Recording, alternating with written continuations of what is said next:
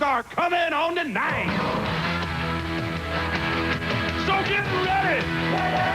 I mean, get ready. Are you ready for some football? Yeah! A Monday night party. We got Frank and Al and Dan. They're gonna get it kick-started. Turn it up. Lynn and the crew's all set. The crowd is psyched. All my rowdy friends are back for Monday night.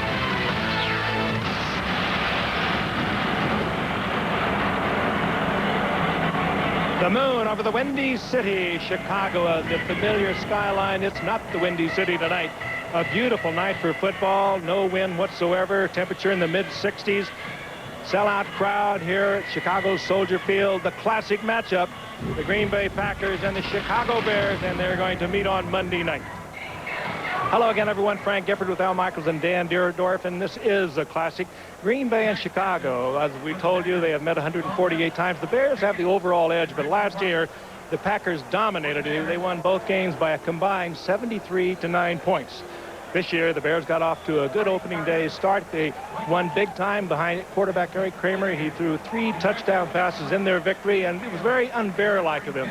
But they come into tonight feeling they are a much better football team than they were a year ago. Meanwhile, the Green Bay Packers lost a rare home opener. They did it to the St. Louis Rams. And, Al, this is a team, this Green Bay Packers, it's kind of puzzling. They have been hurt by the free agency, but they've been hurt also by injuries, and you kind of wonder what's going to happen with them. Among others, they are, of course, missing Sterling Sharp, the great wide receiver, who was at least temporarily retired because of a neck injury. He scored 18 touchdowns last year. It's a critical game for them because they've dug themselves a hole, losing to a team they should have beaten last week, and they don't want to start with a mark of 0-2. Their quarterback, Brett Favre, he is the NFL's version of the little girl with a curl. When he is on, he is great. But when he's off, he can be awful. Offensively, they're all over the place. The Green Bay Packers, on a good night, could score 35 to 40 points. On a bad night, they could get shut out. The one constant with the Packers, though, is their defensive unit. They are very good. But to go very far this year, i.e. a division championship, that defense led by Reggie White will have to be dominant. And Dan, on the subject of dominant, that's the only way to describe the 2 meetings between these 2 teams last year. Green Bay loves to see the Bears. Yeah, we were here for one of them. Unfortunately, you're right. There's a lot for this Bears squad to overcome. And Coach Dave Wannstedt has tried hard to instill some confidence in his team. Not the least of their problems is kind of the Monday night blues. They have lost their last 7 games playing before our primetime cameras, and Coach Wannstedt has tried everything as far as varying their routine to change all of that. But he does have a different Bear team. They do throw the football, and they throw it effectively. Amazingly, last week they had 2 receivers in Graham and Conway, both that had over 100 yards in receiving yards. Now, the bad news, they lost both of their starting running backs last week in Lewis Tillman and Raymond Harris. 2 kids will start tonight that have never started NFL games before. The good news, though, early in the ball game, we're going to see Heisman Trophy winner Rashaan Salaam. And we will see the Green Bay Packers accept the opening kickoff on a spectacular night in Chicago. Soldier Field, just south of downtown, right on the lakefront. Sold out, as always. Todd Sauerbrunn to kick off. The Bears last season did not have 1 touchback. They spent a number 2 choice in the draft on this fella from West Virginia to be their punter and kickoff specialist. He had 2 touchbacks last week. Dropping back for the Packers will be the former Raider Charles Jordan, number 80, and the rookie Travis Jervey out of the Citadel. And here we go from Soldier Field. At the 6-yard line, Charles Jordan slips a tackle at the 22 and is finally run down up at the 35-yard line. Dwayne Joseph and Kevin Minifield stop him. Brett Favre out of Southern Mississippi was originally selected by Atlanta, and then the Packers traded for him in 1992, spent a first-round draft choice on him. 33 touchdown passes last year. Behind him, they have moved Edgar Bennett this season from fullback to halfback. Dorsey Levens is the fullback now. Brooks and Morgan are the wideouts. Morgan is a former Bear. Chimura is the tight end. Ken Rutgers comes back. He missed last week with a couple of broken bones in his back. Taylor was their first pick last year. Winters, Galbraith, and Dotson across the front 5. And Charles Jordan, who ran the kickoff back, is hurt as he was tackled up at the 35-yard line. He is their return man and also their number 4 wide receiver. Kevin Minifield and Dwayne Joseph rolling over him, but he gets up. They work on him on the bench. And now the Packers are ready to take over at the 35-yard line. Brett Favre sacked 4 times last week in the first half and picked off 3 times. Goes right to the air and lost one down the sideline, and it's incomplete, intended for Anthony Morgan. Good coverage that time by Morgan's former teammate, Jeremy Lincoln. Defensively now, up front, and this is where they'll have to put some pressure on because they were very unstable in preseason. Spellman, Simpson, Zorich, and Fontenot, the front 4. The linebackers, Vincent Smith, Joe Kane is now in the middle, and Ron Cox on the outside. Lincoln and Donnell Wolford at the corners. Marty Carter and Mark Carrier the safeties. Wolford, one of the very best cover corners.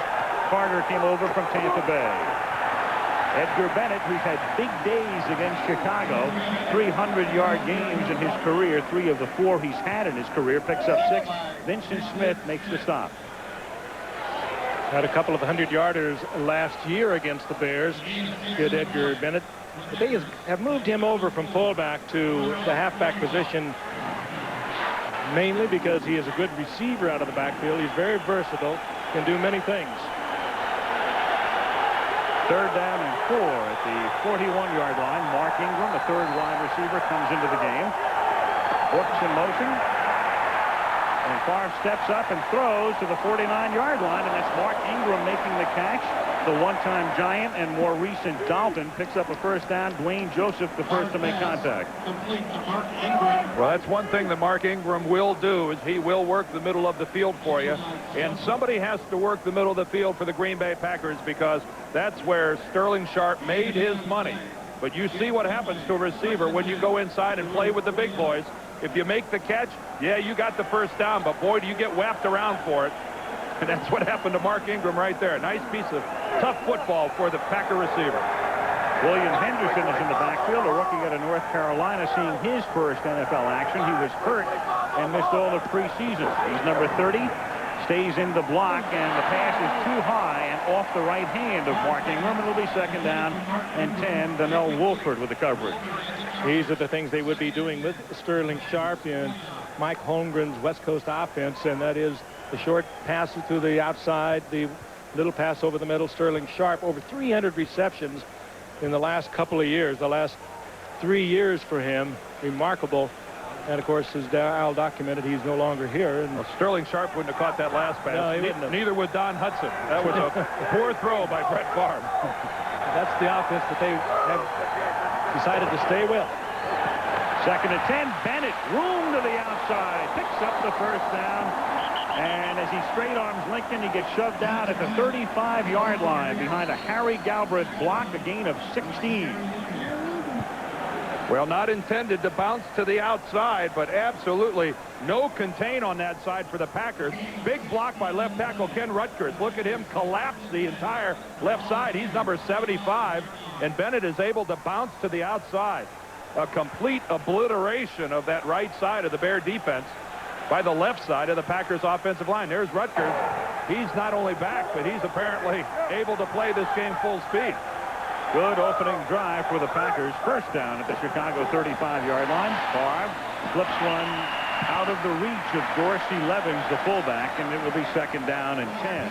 Don couldn't have that one either, Hal.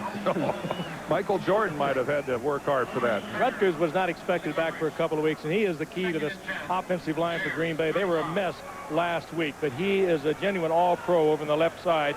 They had to do a lot of things, but he is back. He has a couple of broken transverse processes that are in the healing mode, and he's doing a terrific job there. Working against Al Fontenot. Pretty effective job. A good start for Rutgers. Big man, 6'4", 315. Caught a glimpse of Georgia as they continue to work on the return specialist on the bench. It's 2nd down and 10 at the 35. And the catch is made by Robert Brooks, the man who followed Sterling Sharpe at South Carolina and follows him here and picks up his first reception of the night.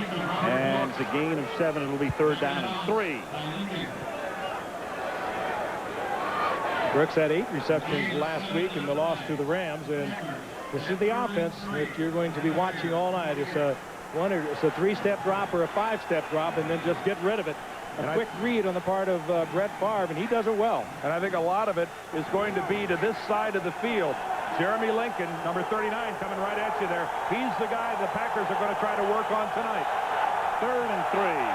3 minutes into the game at the 28-yard line. Bennett picks up enough for a first down as he takes it across the 25-yard line. Green Bay showing patience. Jim Flanagan makes a stop. Brett Favre talking before the game about the fact that the Bears will give you what he says I have to take tonight. But, of course, it sort of runs counter to his philosophy and the type of fella that Brett Favre is. I mean, he's very intense. And patience not necessarily one of his God-given virtues. He would like to make the big play every play.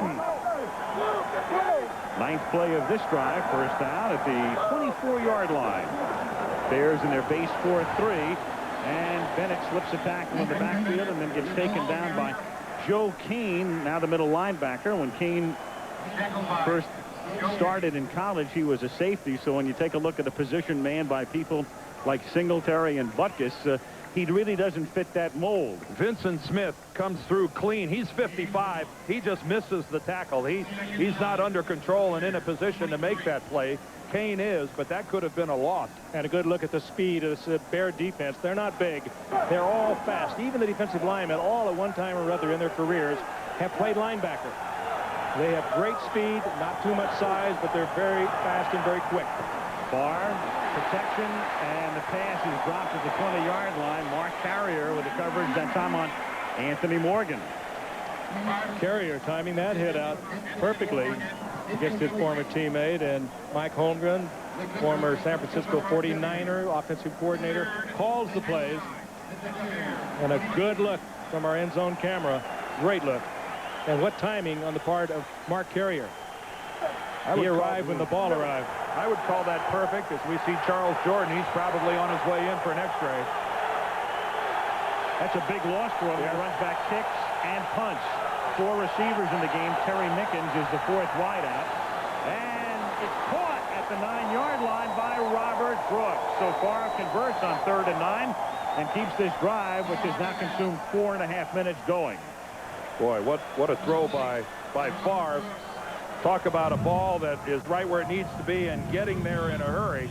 A Marino-like release right here by Brett Favre. Well, and what a difference Ken Rutgers is to that offensive line, though, Dan. Brett Favre was sacked 3 times in the first half last week against the Rams. He fumbled once. This time, you can just sense the presence of Ken Rutgers is changing this whole entire offensive line. Beautiful catch by Robert Brooks. Opening drive of the game, 5 minutes into the game, is 1st and goal after that 14-yard pickup. And Bennett picks up a couple. It'll be 2nd down and goal with 9:50 remaining in the opening quarter in Chicago as we conclude week 2. Dave Wannstedt, 3rd year in Chicago, former defensive coordinator under Jimmy Johnson at Dallas, and Mike Holmgren, as Frank mentioned, comes from San Francisco. He's guided this team to 3 consecutive 9-7 records. You notice the similarity between these 2 guys? Dan Dierdorf mustache. Mustaches are in. Mustaches are in. Obviously men of great distinction and flair. Receiver we haven't seen is Mark Sherma. We used him big time last week, the big tight end. 2nd and goal. Right down at the 5-yard line. Hi, Mark Carrier. Say hello to Edgar Bennett. That's everything you ask for from a free safety and run support, isn't it? Usually when you hear people talk about Mark Carrier who don't know the man and his value to this team, they talk about the great season he had as a rookie 6 years ago with all those interceptions, 10 of them, and he's only had 8 since then. But he runs that defense. He calls the plays, makes the plays, as you saw right there. Great way to start a ball game for the Packers. 3rd and goal. This drive commenced at the 35-yard line. 14th play of the drive. Pump fake, throw, touchdown, Brooks. Oh, and what a touch on that pass. What a classic drive by the Green Bay Packers. Everything. Both sides of the field, a mix of running and passing. And even a couple of bad throws by Brett Favre along the way, and still they were able to overcome it. He beats Jeremy Lincoln. Last week they were stymied on their first drive by a late interception, and this time they make it pay off with a touchdown to Brooks. Boy, that's nice, isn't it? Frank just lofts it right over the top. Touch. Beautiful touch. And Brett Favre, he's good, but he's also streaky. You let him get off on a run, he's going to hurt you. Chris Jackie, the point after. Brooks catches 3 on that drive, which consumes 6:19. 8:41 left in the first. 7-0 Packs.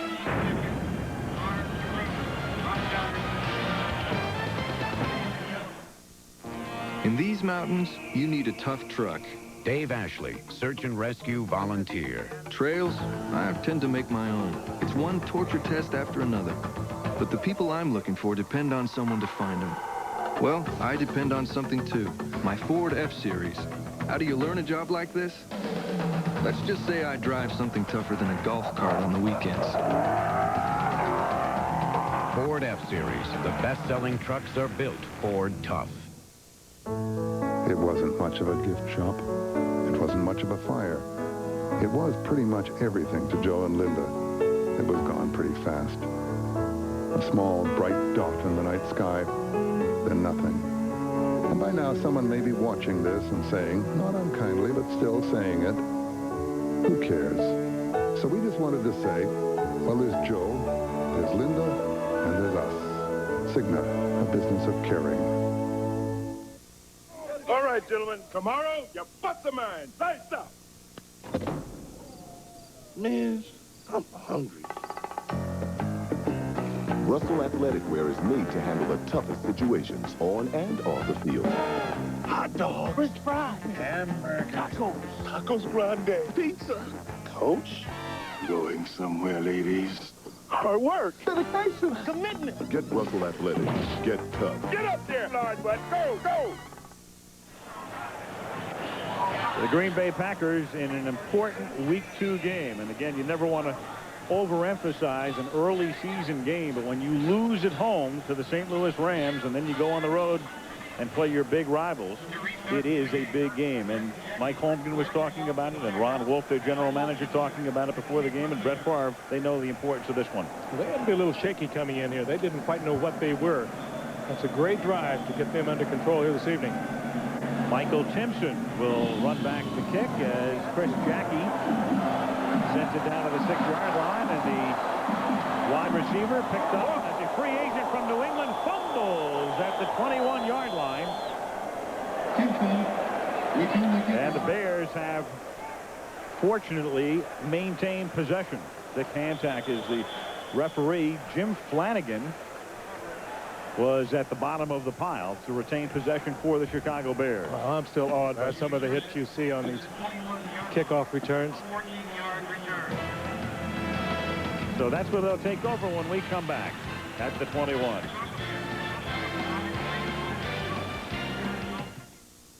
Dearly beloved, we are gathered here. This is dull. Doesn't have to be. And now the starting lineup. That groom from Texas, Billy Clyde Humphrey. And at Pride, a 5'6" debutante from Alabama, Nell Peterson. The Humphrey wedding brought to you by Miller Lite. When you've got the great taste of an ice cold Miller Lite, life is good. The vows are up. I do. I do. And they're good. Whoa, Nelly. That was beautiful, man. As the official airline of the 1996 Olympic Games, Delta is setting the pace for business travelers with an event of its own, the Around the World Relay. It's a team event, coordinating thousands of flights a day to cities throughout the world. So you can go from one plane to another, one place to another, in record time. Delta Airlines.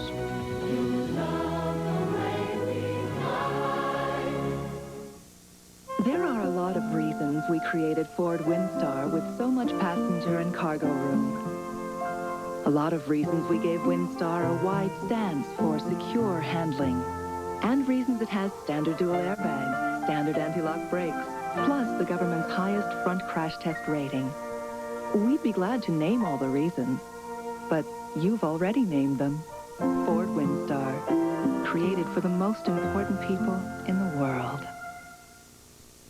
You know, people always ask, how can I tell if I'm a redneck? If you've ever worn a tube top to a wedding, you might be a redneck. The Jeff Foxworthy Show previews tomorrow. Here's Timpson. Here's Flanagan. Take a look at this now. There's the hit by Travis Jervey. And Jim Flanagan, already on the ground, has the ball come right to him. A very fortunate bounce for the Bears.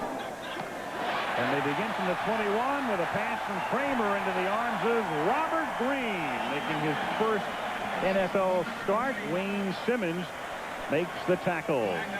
Eric Kramer, formerly with the Lions, and the Bears went out and spent over $8 million to procure him last year. He was 1-4 as a starter.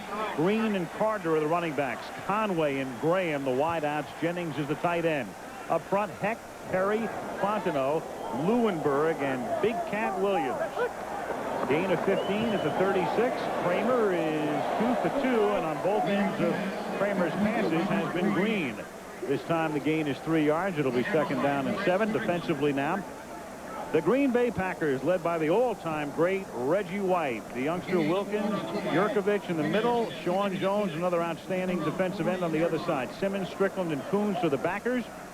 The corners, Newsom is their first-round pick. Evans on the other side, and Butler and Teague, a good tandem of safeties. Rashaan Salaam is in the game, and the Heisman Trophy winner has the football and picks up 3 and is met by a quartet of Green Bay Packers led by Wayne Simmons, the outside linebacker. Salaam had a pretty good outing last week.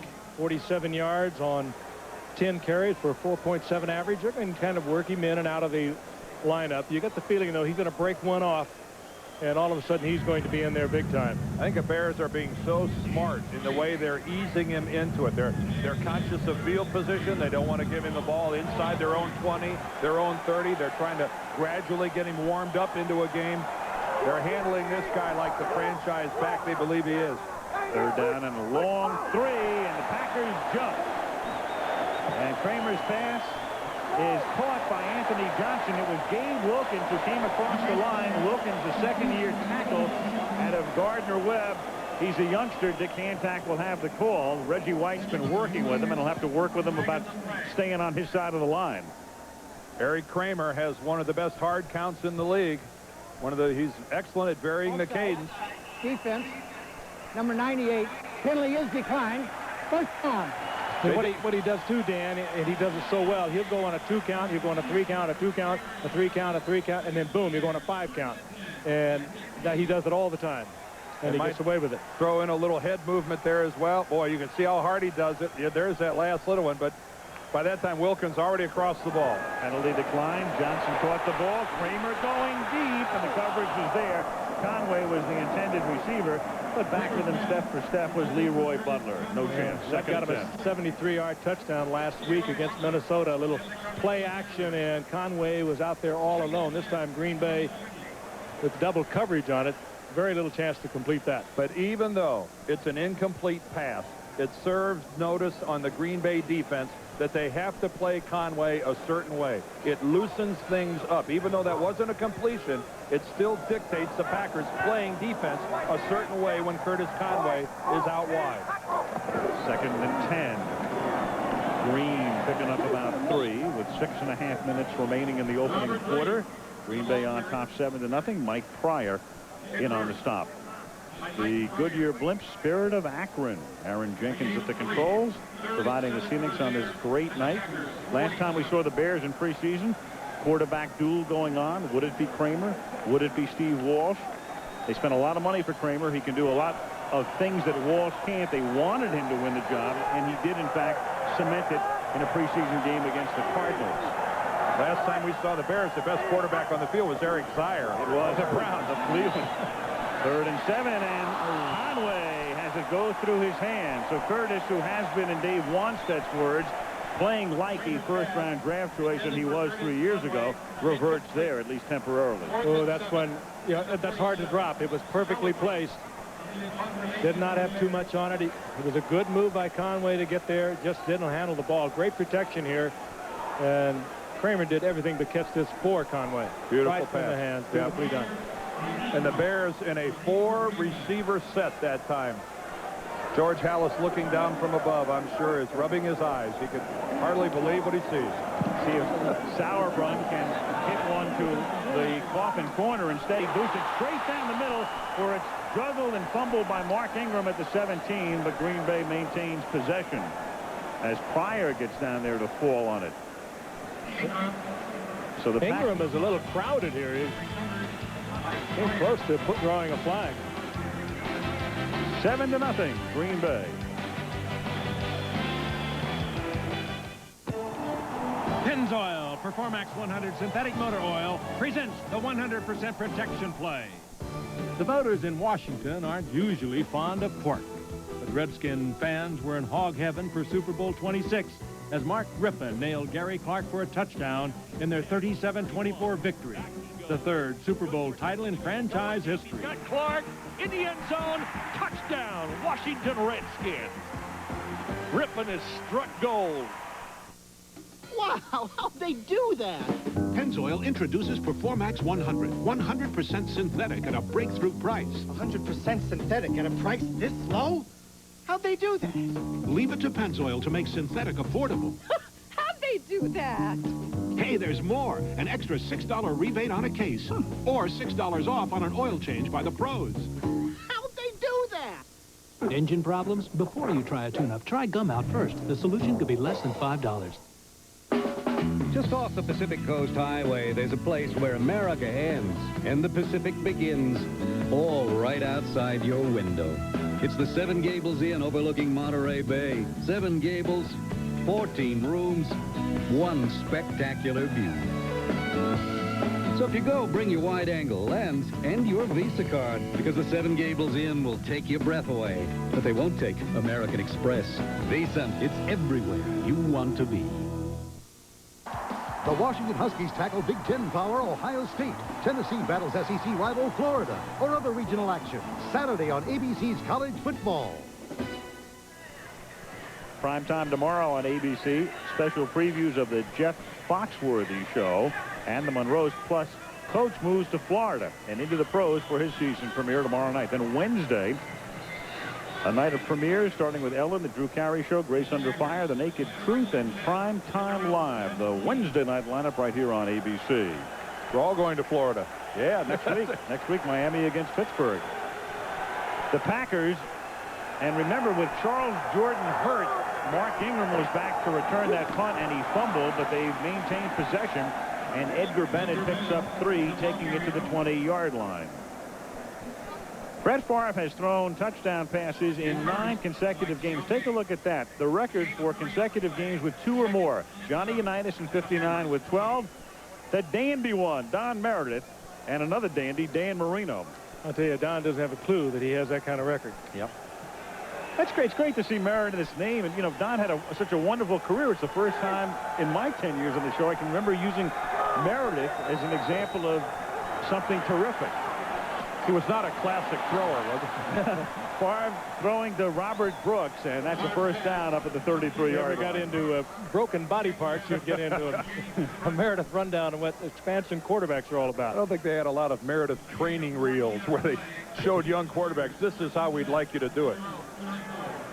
That was just another illustration of how Brett Favre has started this game. He has a couple of errant tosses on short patterns to the sideline, but everything else he has thrown has been right there. And an illustration of a fantastic skyline as you saw the lights of Chicago. Not far from Soldier Field on first down. This is Edgar Bennett picking up 2. ABC's Monday Night Football is being brought to you by Ford and your Ford dealer. Have you driven a Ford lately? Delta Airlines, you'll love the way we fly. And Miller Lite, when you've got the great taste of an ice-cold Miller Lite, life is good. Life's pretty good so far for the Packers. Good first drive, 65 yards. They picked up a first down here. Now it is second down and 8 up at the 36-yard line. 4 wide out set for Favre, who keeps it on the ground, gives it to Bennett. He gets taken down there for a gain of about 5. As the safety Marty Carter comes up to stop him. It'll be third down and let's call it 4. Tonight is the kind of a night you'd just like to bottle, wouldn't you? It's just perfect. It's in the 60s. The players could play all night in weather like this. We're on a beautiful grass field next to Lake Michigan and one of the great cities of the world here in Chicago. Every game could be played under these kind of conditions right now. It's perfect. Reggie White looks on from the bench. 3rd down and 4. 3:07 remaining in the quarter. Green Bay leading 7-0. And Favre, who can move, looks for that first down and gets it up at the 46-yard line. And the flag comes in for a hit by Jim Flanagan as he dropped down at the end of the play. And it's a personal foul, and that was right on the edge. Well, he wasn't sliding forward. He was diving for the first down. Which means it that late. Unnecessary roughness on the defense, number 99. 15-yard penalty. First down. Dave Wanstead arguing that because he did not hook slide, in other words, go legs first, he's not entitled to any special protection. Well, Flanagan knows where that first down is also. He's just another running back, but that's a late hit. He's on the ground. Yep. He's on the ground. The play's over. You're just not going to get away with that. You know, Butkus would have looked at that. Yeah, oh, it's hardly malicious. I don't think it's a life-threatening blow by Flanagan, but it was well after the play was over. It was 15 yards, and on first down, they give it to Edgar Bennett for 2. To the 37, Alonzo Spellman makes the tackle. 2.5 minutes to go in the opening quarter. Packers on top 7-0. One of the first quarter, but there's kind of an urgency on the part of this defensive team to make a play. And here's a man that can't make it, Alonzo Spellman. He does not like playing over that left side, that left defensive in position. He likes playing over the right side. He's open and vocal about it, but says he'll go along with it. He'll do the best he can. But he would much prefer to be over that right side. They got him there to stop the run. He doesn't like it. Hey, everybody'd like to be over on the other side where you come into the quarterback's blind side. He was there for a couple of years. 2nd and 8, the fake, the bootleg, the pass is caught at the 23. That's Jeff Thomason, 3rd-year man out of Oregon. He's tackled by Donnell Wolford, and that's another first down. Well, I tell you, Brett Favre has got this offense down, and when he gets it working, he's feeling good. They're giving him a little protection like they did not last week, and they are this week. He can really operate. He's got a couple of receivers here. He can run the football if he had to. Puts a lot of zip on it. He gives Thomason a chance to get his head around to face Wolford, the tackler. Receivers like that. Pretty good hit by a cornerback. Donnell Wolford put the 250-pounder down. A 6'4" guy going into a 5'9" guy, and that was tipped incomplete and will be 2nd down and 10. The Bears fell behind the Vikings last week and still came back to win convincingly, 31-14. They were tied 14-14 at the half. But, boy, it's discouraging to your defensive team to allow 2 back-to-back successful drives like this starting a ball game. And especially against a team that so thoroughly dominated you the year prior. The Bears need to make something good happen here defensively. A team that scored 73 points against the Bears in the 2 meetings last year. Draw. Bennett has room, and he takes it down to the 16-yard line. And they'll set up a 3rd down and 4. Earl Dotson led the way with a nice block, number 72. Bennett certainly not showing any effect from an ankle that is troubling through preseason and last week. Well, he got kicked in his other leg, too. That's why he's not limping. Both his legs hurt. Got that double hit. That's right. And they get along. 45 seconds remaining. Opening quarter. Green Bay marched 65 yards on their first drive. Marching again here. And Brett Favre is going to take a timeout. Timeout, Green Bay, to discuss things. 3rd and 3 coming up when we come back.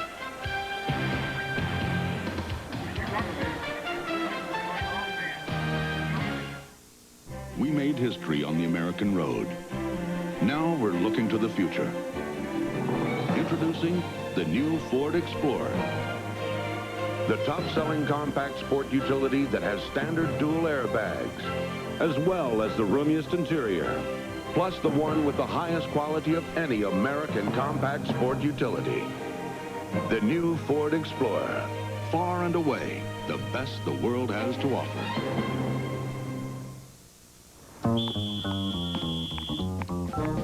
Every Every time you make a long-distance call, AT&T sends out a signal to check the quality of the line, automatically routing around trouble before you've even finished dialing. Because in business, it all comes back to getting your calls through. Guaranteed network reliability at a competitive price. Linda, I like to bounce an idea on. Only from AT&T for the life of your business.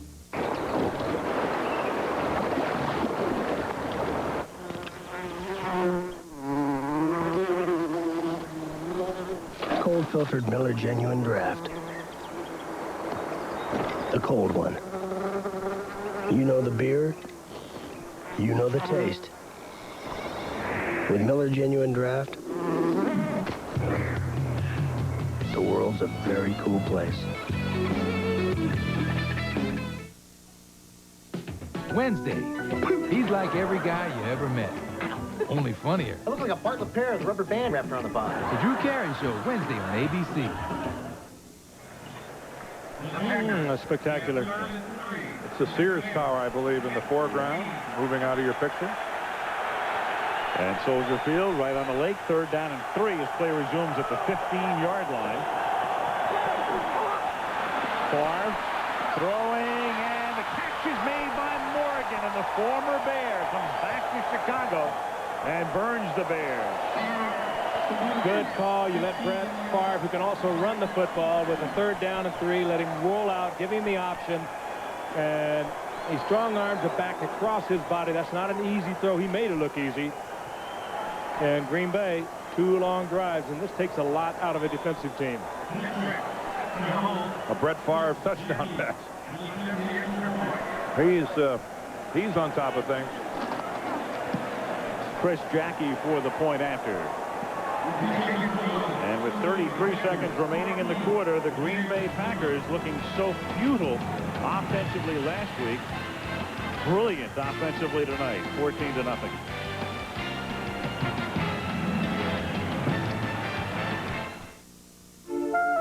25 years together.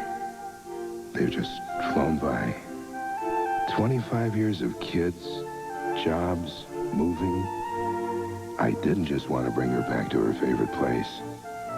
I wanted to give her something she's only dreamt of.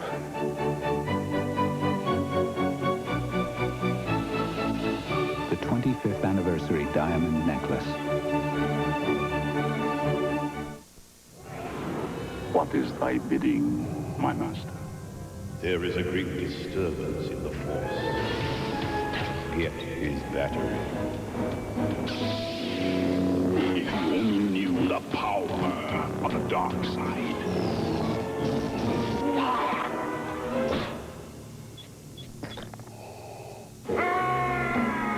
Still going. Long-lasting Energizer batteries keep going and going. If you've got heartburn, you've got some new choices. Pepcid AC and Tagamet HB. They're not the same. One small Pepcid AC acid controller does what even 2 Tagamet HB can't claim. Pepcid AC controls acid for 9 hours, that's all day, or prevents heartburn all night. And only Pepcid AC has no drug interaction warnings. But don't take my word for it. Ask your doctor or pharmacist. They'll recommend Pepcid AC too, the strongest, longest acid controller. 33 seconds remaining in the opening quarter. The Green Bay Packers, 2 very impressive drives and leading by a score of 14-0.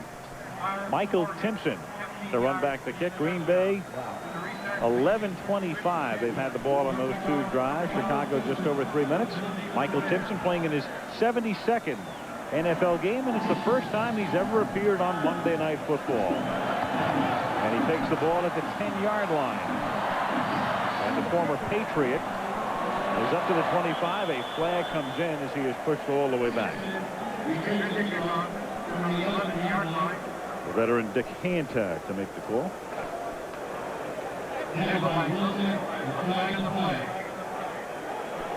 And that will send the Bears back deep into their own territory. We're going down the... Holding on the return, number 25, 10-yard penalty. First down. That's Anthony Johnson. And that will push the Bears back to the 11. There's number 25 right there on the right side of our screen. I'd say so. I'd say so. That's a pretty effective job there. He's got Travis Jervey by both shoulders. Grasp and control. Here is Green working his way out to the 17-yard line. It's a gain of 5. George Kuntz and John Yurkovich make the stop. And that will do it for the first quarter. A quarter that belongs to the Green Bay Packers as the final seconds tick down at the end of the first quarter. It's the Green Bay Packers 14 and the Chicago Bears nothing. And back we come with Monday Night Football after this message and a word from our ABC stations.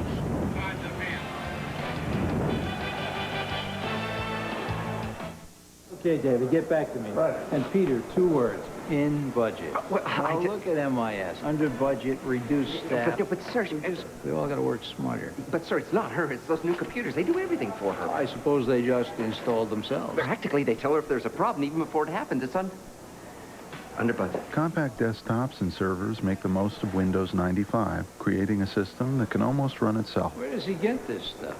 Well, actually, he's right. The new Ford Contour is full of great ideas at a great price. Exciting ideas, like Wonderlink suspension for crisp, responsive handling. Comforting ideas, like air conditioning and Contour's exclusive Micron air filter. Safe ideas, like dual airbags and remote heated mirrors. Sound ideas, like an AM/FM stereo cassette. And maybe the best idea, you get all this for just $14,670. Great ideas at a great price. The totally new Ford Contour. This is ABC.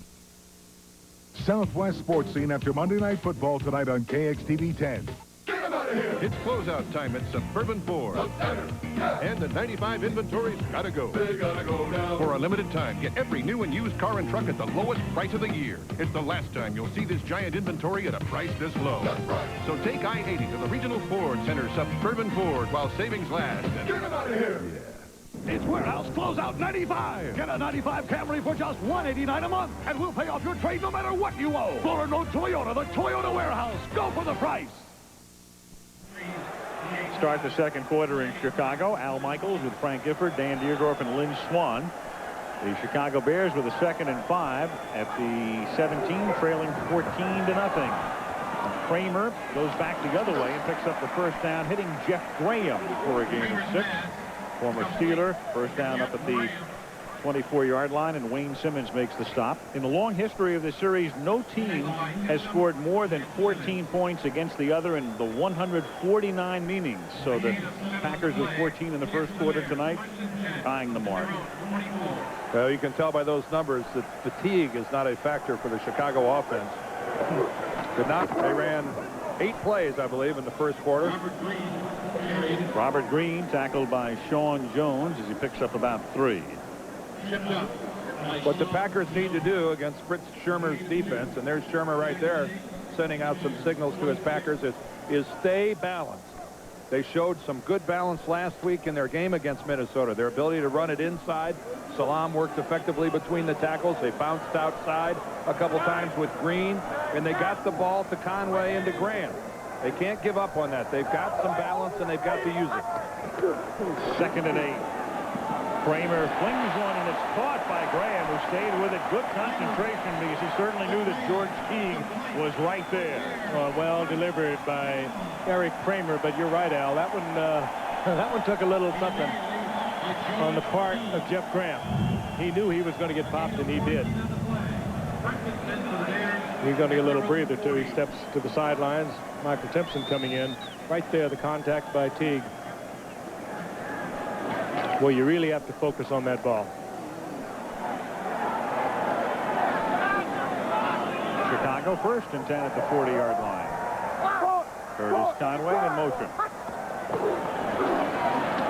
Kramer throws. Conway makes the catch.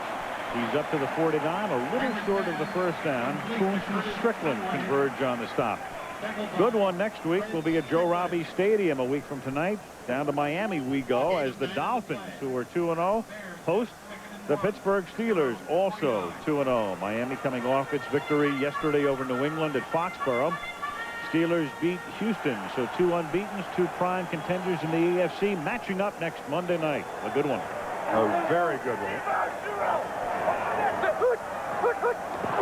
2nd and 1. Green exploits a big hole. First down to the Green Bay 41-yard line. Lewis Tillman inactive tonight because of a sprained ankle, looking on from the sidelines. It was Wilkins slipping across on the part of Green Bay. He got back on sides, didn't draw the flag. But when you look at the Green Bay defense, they don't give you any surprises. Fritz Shurmur, he believes in going with his big guys. They play a 4-3. They play it straight away. They expect Reggie White and Sean Jones to be able to bring the pressure to the passer. They're not terribly sophisticated in what they do. They just play you very tough. Graham is back in the game. First down at the 41-yard line. Moving to the outside as Anthony Johnson shovels it back to Kramer. Hello! We're going deep, but Butler is there and intercepted. It is picked off by Leroy Butler. That's amazing. That did not fool anyone in that secondary. It was well executed. Well, it initially fools the Packers. Butler comes all the way over from center field to make that play. Leroy Butler is a long way away from the receiver, who's Curtis Conway. Look at Anthony Johnson. He juked around. You would have thought the secondary would have been right up on top. Good coverage, and up we go. Green Bay ball. Well played.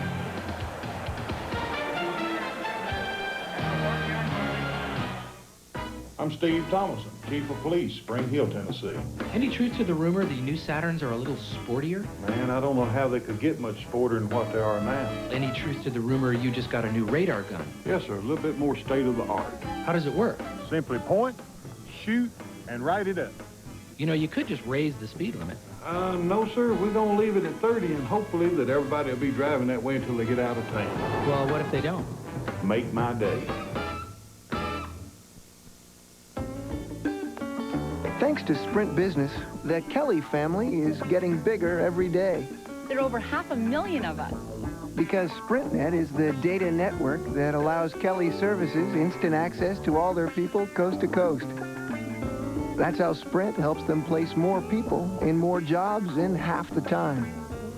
Sprint helped us grow 30%. We'll help your business do more business. Call Sprint Business. It's Saturday afternoon, almost game time. The TV's on, your feet are up.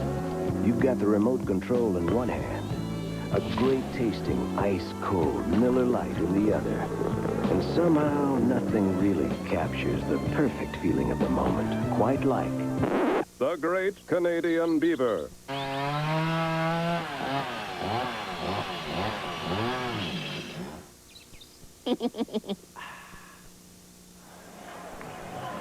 Leroy Butler has had some big games against Chicago. It's his 5th interception in the last 6 games against the Bears. Packers have it. They lead 14-0 from the 1-yard line. Bennett just barely gets out of the end zone. Ron Cox right there to meet him. Well, that was just a fine piece of hustle by Leroy Butler, because he was the only Green Bay Packer anywhere near Curtis Conway, the only guy that could make that play. 3 Packer defensive backs were fooled, and Butler is the guy who saw it and came all the way across the field. You know the reason he did? Because Jeff Graham, for some reason, got in that pattern. He came downfield. He took Butler across into the pattern and enabled Butler to go up for the interception. Double tight end set. Packers look for breathing room. Ooh, and Bennett only gets it out to the 1. And Vincent Smith comes in to stop him. This is one of those rare situations where you have the turnover go against you, but you can turn it back in your favor if you can pin him deep and force him to kick here. Especially on this next play, if they don't gain another yard, they're going to have a tough time getting the punt out of the end zone to begin with. Yeah, because you don't have a lot of room to work back there. What the Packers could use here, if they don't get a first down, is that they could use a good 3 or 4 yards to get a little operating room to punt. Not only a punt, to get the coverage on the punt. 3rd and 10 from the 1. Favre, pump fake, going deep. Man open at the 30. It's Robert Brooks. Goodbye.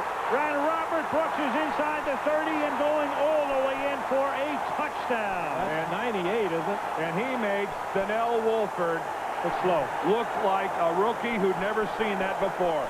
Donnell Wolford fights all over that. He should know better. Shame. What a great call that is by Mike Holmgren. Play action.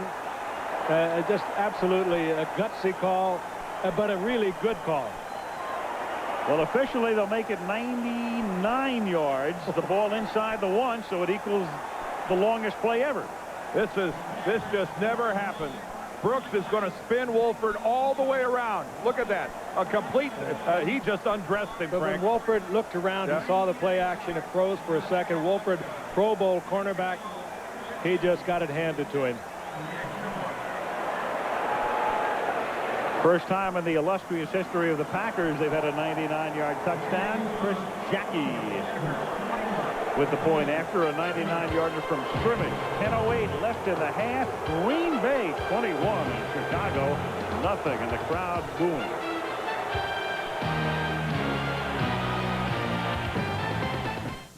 Visa, the world's #1 card, presents Number 1. As a runner, he was without peer, with the uncanny ability to go from sitting duck to sitting pretty.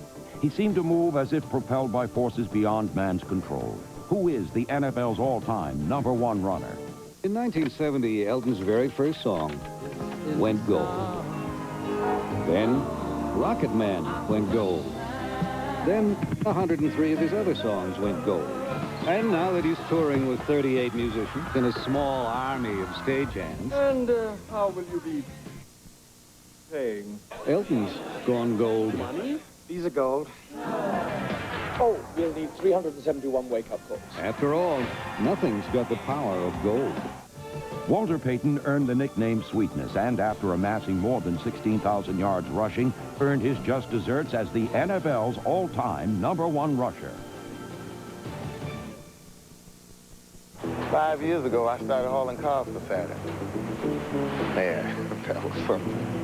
People wanted to know all about them. What kind of car is that? The Saturn. Can I get it with a sunroof? Can you get one with leather? Yeah, you can get it with fog lamps. And just when I could explain everything about these cars, these are the dent-resistant doors. Saturn decided to change things and come out with new ones. Oh, well. Here we go again. Being a PI in Los Angeles is dangerous work. Me, I laugh at danger. Mark Arnett Charlie Grace, premiering Thursday. And live, there is Mark Harmon taking in the game. Lynn Swann will have a chance to visit with him at halftime tonight. The star of Charlie Grace, premiering Thursday. Mark, the son, of course, of a man by the name of Tom Harmon, old number 98, who wasn't too bad in his day. As the kick goes into the end zone, Craig Hentrick sends it down to Michael Timpson, and Chicago looking for a spark out to the 32-yard line. Now, in the history of the NFL, there have been 8 99-yard touchdown passes. That was number 8 a moment ago. Number 7 last year up at Husky Stadium in Seattle, San Diego against the Seahawks. Stan Humphries. It's Tony Martin there for a touchdown last September, 99 yards. And tonight it's Favre on 3rd down in a situation where it appeared they were looking for breathing room, hitting Brooks and beating the all-pro cornerback, Donnell Wolford. What the Bears have got to do, they've got to stick with their game plan, know that they can come back. They came back from 14 down a week ago. They know they can do it. It's going to be hard to do it, however, mentally. They start with the Heisman Trophy winner, Rashaan Salaam, the hyperactive Danny Abramowitz, the special teams coach of the Bears while we were away, right in the middle there. Well, he's beseeching his kickoff return team to try to get into it. He's saying, wake up. If the offense won't do it, then get fired up. Boy, he's whapping them around. He's got to put a helmet on. Good thing those guys are wearing helmets. Yep. This is Rashaan Salaam. Good thing he's not coaching in college. If I'm not mistaken, Danny returned the first kickoff ever for the New Orleans Saints down in the Superdome. He was a feisty little receiver. He was a good player. He was a good return man, good receiver. had big numbers as a receiver. He's been one of the better special teams coaches in this league for quite some time. Well, down 21-0. You've got Rashaan Salam. If nothing else, give the kid some work. Let him bang away here for a while. If nothing else, you're keeping the ball away from the Packers. 3rd and 1 at the 40-yard line. And they pick up the first down as they do stay with their game plan. And Salam picks up about 3 to the 43-yard line. They're going to have to force feed Salam a little bit here because of the injury to Tillman and Raymond Harris gone. Their fullback, the fellow they used to call, I still do, I guess, call ultra back because he can do so many things. And they might have preferred to move Salam along a little more slowly than they'll be compelled to do now. A monster loss in Harris. He came into camp signing a little late, in August 15th, I think it was, when he finally signed. And he came along kind of slowly, wasn't in all that good a shape when he came in, but he's picked up most of the offense now. He's in great shape, and I think he'll work a lot tonight. From the 44-yard line, Kramer throws, and wide open is Conway, and Conway is inside the 40. And the Bears looking for a spark, and they just got one. Conway's out of bounds at the 14-yard line. Run out by George Teague. 42 yards. Green Bay secondary just sitting back, and they gave Conway a lot of space. He took it. Good read on the part of Eric Kramer and Conway together, and then there was strictly speed on the part of the former track star as well as football star at USC. Look how far off Newsome, the rookie from Arizona State, is playing. Conway, good runner after he catches the ball. Got a blocker out in front of him. That's Michael Timpson trying to help. 1st and 10 at the 14-yard line. It's caught by Carter. Tony Carter, the fullback, is his first reception of the night, and he'll see a lot of action in the ensuing weeks because of the injury that we discussed to Raymond Harris. And there is Raymond Harris with the broken collarbone and probably out for 8 to 10 weeks. It's quite a loss. The two people they would have liked to have had starting, Val mentioned, this man Carter and Lewis Tillman. Tillman out with a badly sprained ankle. 2nd and 8 at the 12. 7:05 left in the half. Green Bay leading 21-0. Green tackled by Butler as he takes it to the 6-yard line, setting up a 3rd and 2. Robert Green, a super free agent pickup for the Redskins. They cut him in 1993, and Dave Wannstedt's telling us an interesting story. When he was with the Cowboys, they were watching a Washington Redskin video, and they kept looking at this running back. They kept saying, "Who is that?" And then they remember that, and when Washington turned him loose, they picked him up. Had a big game a week ago against Minnesota, having a good game tonight. Reggie White in the defense digging in. Bootleg off the play fake, and an off-balance pass is thrown out of the end zone. Good coverage. Morgan was there, and right with him was Craig Newsome, the rookie. 4th down. Well, do you try to get on the board, or do you go for the first down? I think you go for it. At this point, down by 21. This is a team that needs some confidence. They need an offensive shot in the arm, and I think Dave Wannstedt's doing the right thing. He's got to go for it. What a shot in the face it'll be if you don't get it. Yes, it will, but they've already been slapped around pretty good already. Down 21-0. They are bruised, pumped. They are. Green Bay takes a timeout.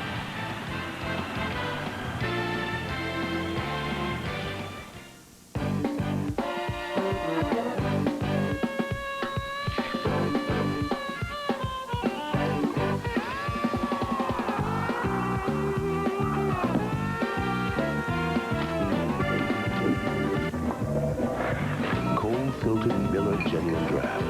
The cold one. You know the beer, you know the taste. With Miller Genuine Draft, the world's a very cool place. Presenting the ultimate tire for your sport utility vehicle, the Michelin LTX. Michelin's technological advances in sidewall and tread design give it a smoother, quieter ride than you might ever expect from a 4x4 tire. Yet it's rugged enough, tough enough, Michelin enough to get you through anything. The LTX series from Michelin. I'm dead. I'm dead.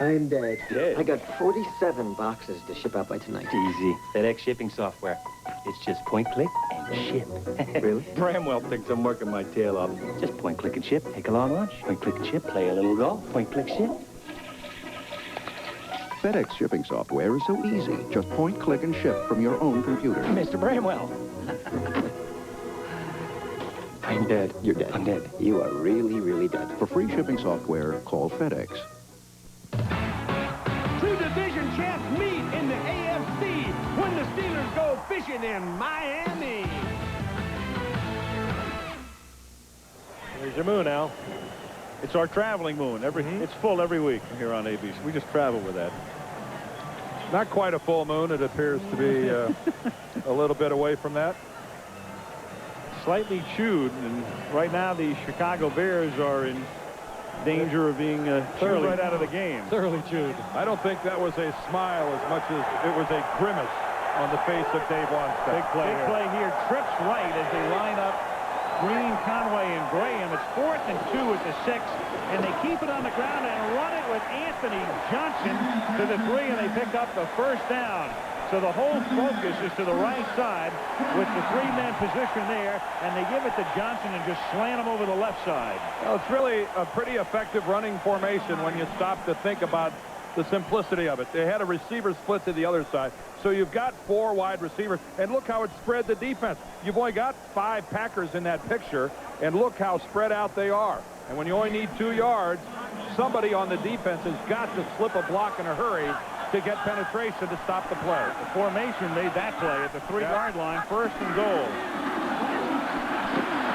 To the 1-yard line goes Salam. You know, the crowd always hates it when you do that. I mean, Parcells did it yesterday and came up short in the game against Miami. The crowd said, what in the world was that? And here goes Wannstedt running a similar play, but out of a different and innovative formation. You have put the defense in a position where somebody has to make a big play. Somebody has to slip a block and get upfield in a hurry to really, you know, screw up your offensive formation. If your offensive line just gets on their guys and stays there for a couple seconds, it'll work every time. 2nd and goal. I think we might see Mr. Salam again. There he is. Heisman Trophy winner. Well, he can strike the pose. He's in there.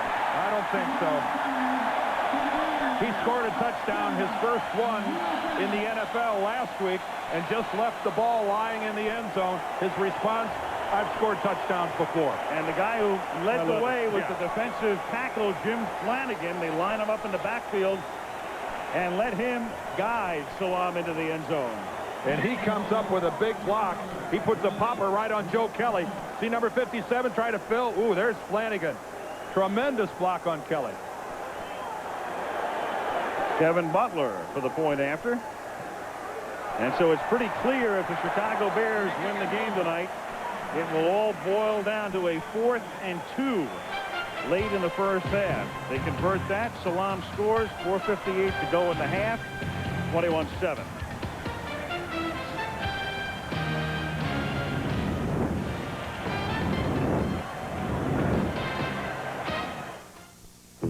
Five years ago, I was one of the first people to start hauling cars for Saturday.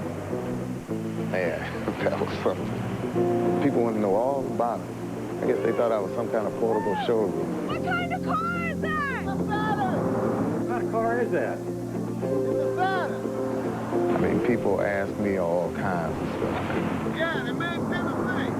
And you know, when people started hearing about the way Saturns are made and how they're sold, everybody just seems to want to know more. Can I get it with a sunroof? I think so. I mean, everybody. Can you get one with leather? And wouldn't you know it, just when I thought I could explain everything about these cars. These are the dent-resistant doors. Saturn decides to change things and come out with new ones. All loaded up, Curtis? All right now. Oh, well. Here we go again.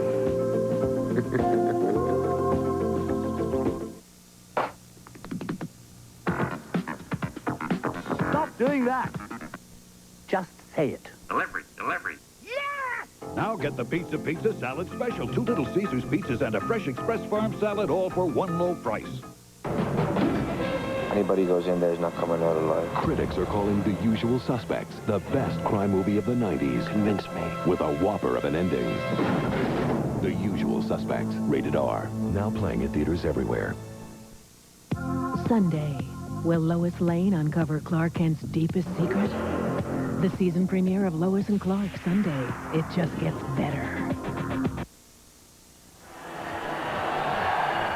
The Chicago Bears getting back into the game, falling behind 21-0. And then driving to the score, converting a 4th down. Nice pass to Conway for 42 yards. Sauerbrun's kick, taken at the 9-yard line as Anthony Morgan will run it back up to the 29. You guys called Dion for a loan today? Did he call? No, we didn't. I was going to call him. I do not disturb on my line. I guess he officially signed his contract today? Today, they had the press conference in Dallas. $12,999,999 for the bonus. Someday, somebody's going to sit me down and explain how that $25 million fits into the salary cap. Well, when they made all these adjustments, I think they adjusted about $2 million. This right, is $12 million to $2 million. I mean, maybe I'm dumb, but I mean, it just doesn't seem to fit. Prorating bonuses for starters. And when doesn't it all pile up at one point? Well, it should at some point, I guess, but you know, you just keep doing it. I guarantee you, the one guy that didn't ask any questions about that was Dion. No. He'll take the money first and ask the questions later. Yeah. Right now, what the Chicago Bears need to do is find some way to stop the Green Bay Packers. The Packers have had 3 offensive series, and they have 21 points to show for it. The Bears haven't shown any inclination of being able to stop the Packers. Now, their offense did what they had to do. They've got themselves back in this ball game, down now by 14. But somehow, this defense has got to step up and make a play. Well, this is what that defense was designed to do. It's a speed defense, as Dave Wanstead's defense is. This is what he had in Dallas. He loves a turnover-type defense. He has the speed. Tonight, we haven't seen it, but he is, I know, expecting it. Dave Wanstead, I think, is one of the truly great young coaches in the National Football League, and when you spend any time with him and see how organized he is and how he's put his staff together, and he was much sought after when he was a Cowboy assistant. Remember, he could have had the Giants job. Thrilled to see us coming last night. Well, he led off last night saying, you know, I thought about not even talking to you guys, trying to do anything he can do to shake this Monday night jinx that the Bears are suffering through right now, having lost their last 7, and then we did a preseason game with them earlier this year where they were annihilated by the Browns. If they lose this game tonight, we may not see Dave. We may not see Dave for quite some time. James Burton was assisted off the field, the backup cornerback, as Edgar Bennett is the ball carrier, picks up 3 to the 32. 4:40 left in the half, 21-7 Packers. In the history of Monday Night Football, no team has lost more than 7 Monday night games in a row. And it's funny, we talked about the Bears. The Denver Broncos have also lost 7 straight, and so have the Atlanta Falcons, but that's been spread out over a lot of years. I mean, the Broncos have made a lot of appearances recently. On the other side of that, we've got teams like the Steelers that just seem to ignite on Monday night. Bill Cowher loves it. Oh, yeah. Sending an escort to the airport. 2nd and 7. Mark Chmura up to the 40-yard line. The tight end makes the catch, and that's a first down. ABC's Monday Night Football is being brought to you by Miller Lite. When you've got the great taste of an ice-cold Miller Lite, life is good. And Saturn, a different kind of car company, a different kind of car. Only Soldier Field. You'll see that site in just one venue in this country. You certainly know where you are. Boy, there are a lot of ghosts too, aren't there? Great heavyweight championship fights. Tennessee, SC Notre Dame games. Site of some of the largest high school football crowds ever assembled to watch a game. 1st and 10. Pass is incomplete, intended for Ingram. In the old days, this place could hold 120,000 people. Can you imagine being a high school football player here in Chicago when the old Public High League played the Parochial League champions and playing in front of that many people? I might have had intestinal problems for weeks prior to that. Well, several years ago, they halved the stadium. They redid it. As you look at Bob Slowick, the defensive coordinator, and right now the capacity is about 60,000. They need to keep Brett Favre in the pocket. He has gotten outside and hurt the Bears. This is Bennett working his way through that line for a pickup of about 4. It'll be 3rd and 6 up at the 44. Clock ticking down with a little bit more than 3 minutes to go in the half. Hate to be repetitious, but Ken Rutgers is doing some job tonight. He had a sore rib early in the preseason, the 2 broken transfers processes, and I have a little leniency to him. We both come from Bakersfield High School. He's quite a young man. He's got a master's degree, went on to SC, and he's written a book, a real good book, about how to be a role model as a father to your own kids. Very bright, intellectual, and he has made a big difference in this offensive line tonight. 3rd and 5. The Packers are perfect on 3rd down opportunities. They picked up the blitz. Favre throws over the middle, and they are 8 for 8 now as Robert Brooks makes the catch. Mark Carrier makes the tackle. And the blitz that time by Barry Minter, number 92, but read very well and picked up by the Pack. This is just a splendid performance by this Packer offensive team. They are doing everything properly. Blocking well, good patterns by the receivers, effective play calling by the coaching staff, and excellent performance by Brett Favre. They have got the Bear defense back on their heels, scratching their heads, wondering how they can stop this. 2-minute warning, and the Pack leading by 2 touchdowns.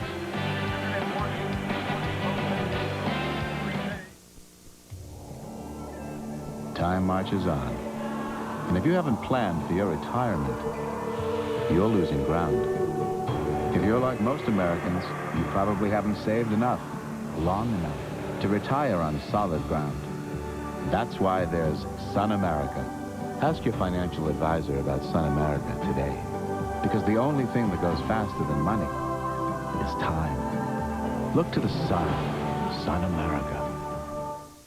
Okay, David, get back to me. Right. And Peter, 2 words. In budget. Well, now look at MIS. Under budget, reduced staff. But sir, we all got to work smarter. But sir, it's not her. It's those new computers. They do everything for her. I suppose they just installed themselves. Practically, they tell her if there's a problem even before it happened. It's under budget. Compact desktops and servers make the most of Windows 95, creating a system that can almost run itself. Where does he get this stuff?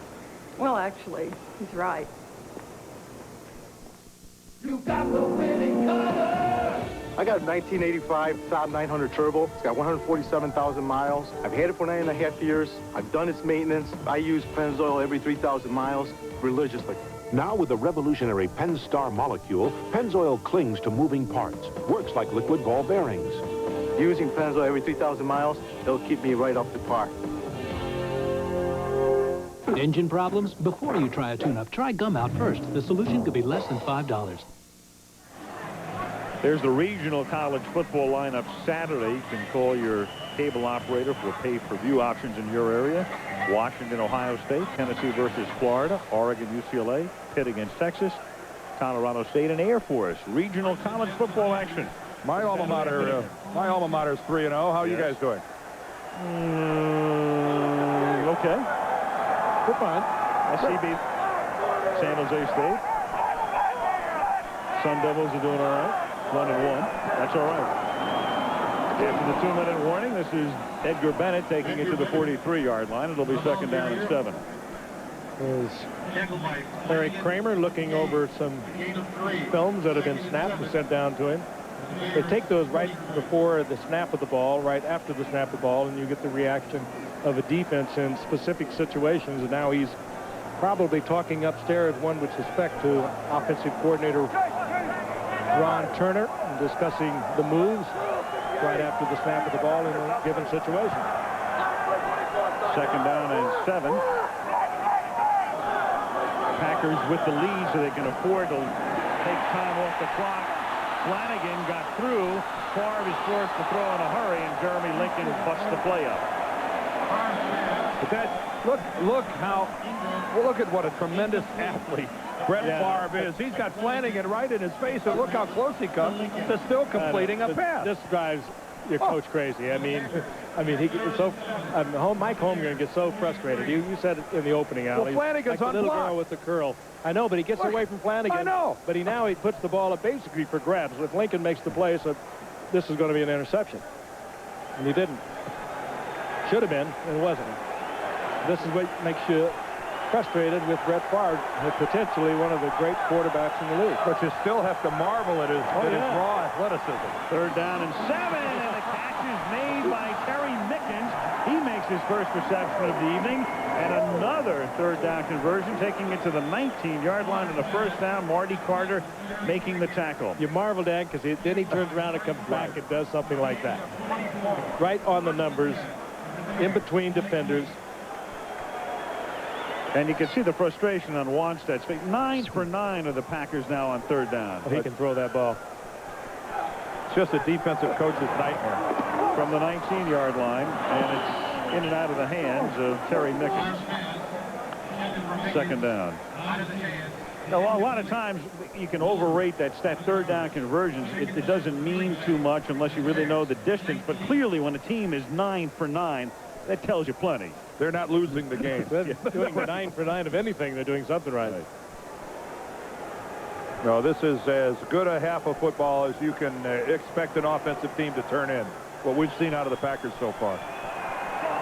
And there is plenty of time to do some damage here. 39 seconds. 2nd down, 10.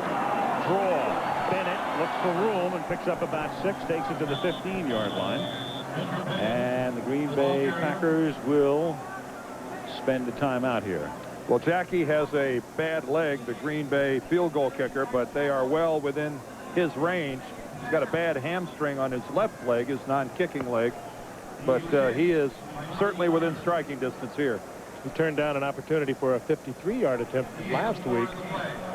May or may not have made a difference, but he just couldn't do it. There is Chris Jackie. And Craig Hentrick, who's the punter and obviously the backup field goal kicker. And Jackie still has his jacket on. Yeah. Maybe we might see Craig. Maybe they found something out in warm-ups that that isn't going to let Jackie do it. He doesn't. Well, he'd be warming up. He doesn't give the impression of a guy that's getting ready to come in, does he? No, I'm sure he'd be warming up. You'd think so, wouldn't you? He's coming in. Yeah. Unless his leg hurts to the point where he doesn't want to hurt it any further doing warm-ups. I asked him an hour before the game how he was doing. He said, I'm great. I feel fine. He's been in there for the extra points, so we'll see. Right now, the Packers do not have a timeout remaining. It is 3rd down and 6 at the 15-yard line.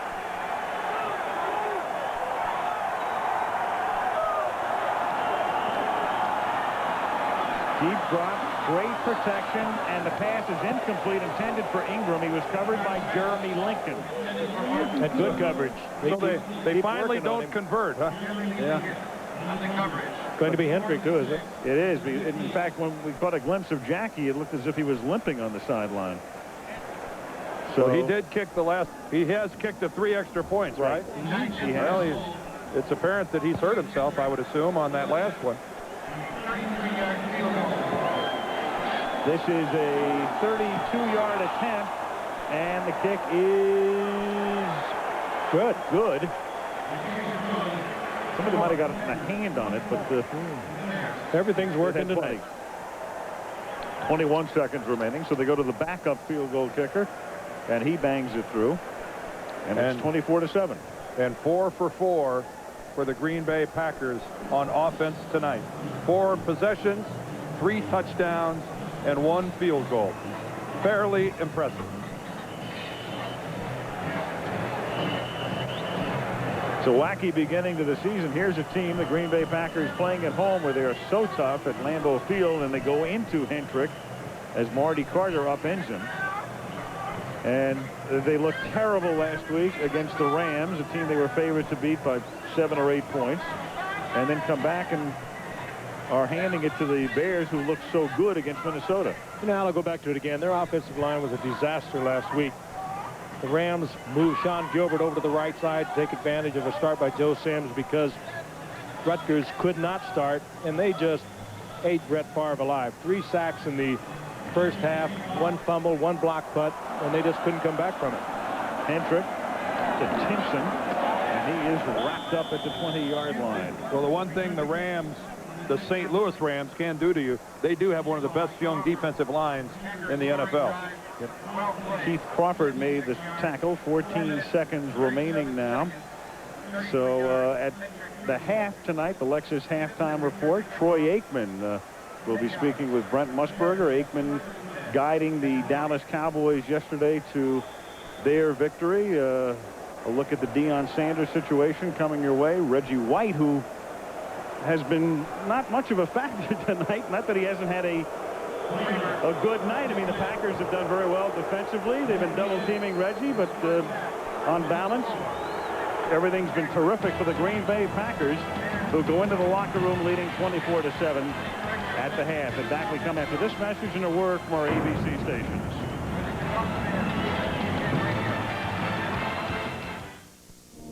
I was born on the south side of Chicago. I was an only child raised in a single-parent family by my mother, Zora. He's Chris Zorich of the Chicago Bears. My talents have brought me great rewards, but I want to give something back to the Chicago community, to honor my mother, Zora's memory for all the love and caring she gave to me. Today, I support and create programs to help people in Chicago, working with United Way agencies and programs like Big Brothers and Big Sisters. I take children on special events from orphanages and provide them with Christmas gifts. I also play Santa Claus. Last year, United Way allocated more than $9 million to over 130 agencies in the Chicago community, providing 500,000 children with positive choices, such as scouting, Boys and Girls Club, and after-school activities. United Way funded programs provide young people with the alternative to gangs. United Way, reaching those who need help, touching us all. Tuesday, it's the family reunion that's twice the fun. I don't see any family resemblance, do you? Home Improvement. Then, the Coach gang says goodbye to Minnesota. We've had some great times in and moves to Florida. This is fun. If you've ever seen Coach before, this is the one you won't want to miss. Hey, that better not have been on purpose. The season premiere of Coach after Home Improvement Tuesday. Hi, my name is Ellen, and my show Ellen kicks off Wednesday nights on ABC. And this little fella is? Come on, Drew, tell me your name. My name's Drew Carey, and my show, The Drew Carey Show, premieres this fall after Ellen on ABC. They're so cute in their first season. Ellen and Drew Carey back-to-back. Wednesday night here on ABC. News 10. It's all about people. Nighttime is different. The feel is different. The pace is different. News is different. Now, I want to give you a look at... Okay, ready, one, take 1, 7 away. There's a different attitude at night. And you'll find it on News 10 at 11. They've been framed for a crime they didn't commit. You better figure out what's on that disc. And time is running out. Okay, let's nail him. Freeze! Hackers, rated PG-13. Starts Friday at theaters everywhere.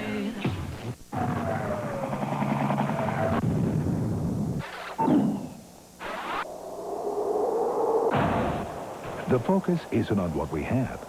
It's on how we use it.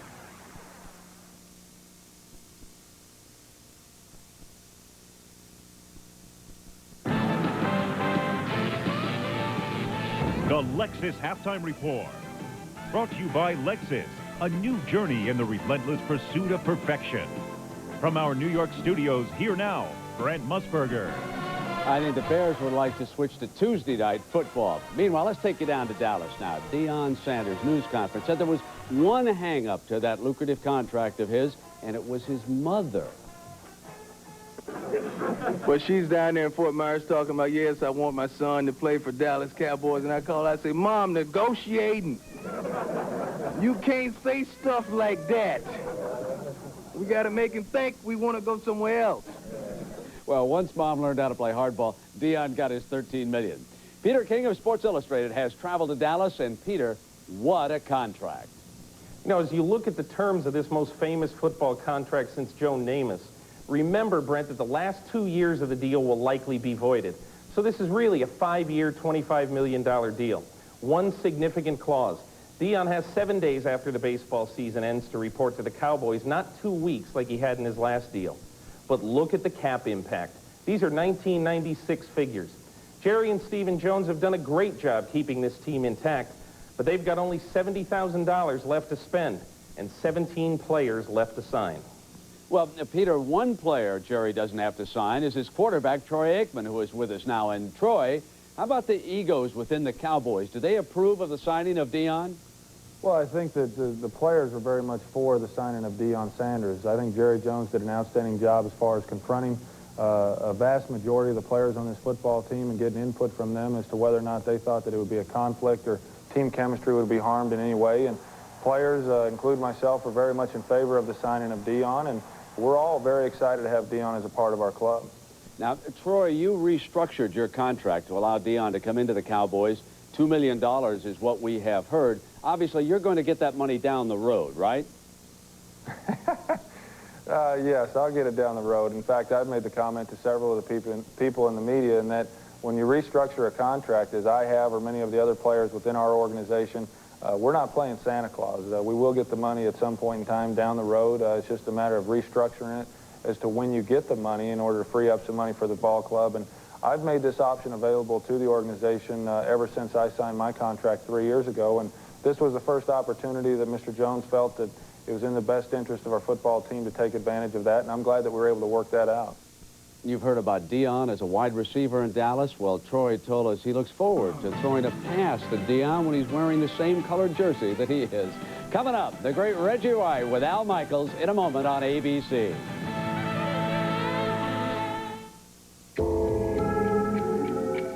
What could possibly be as precise as the tolerances within one of the finest Swiss watches available?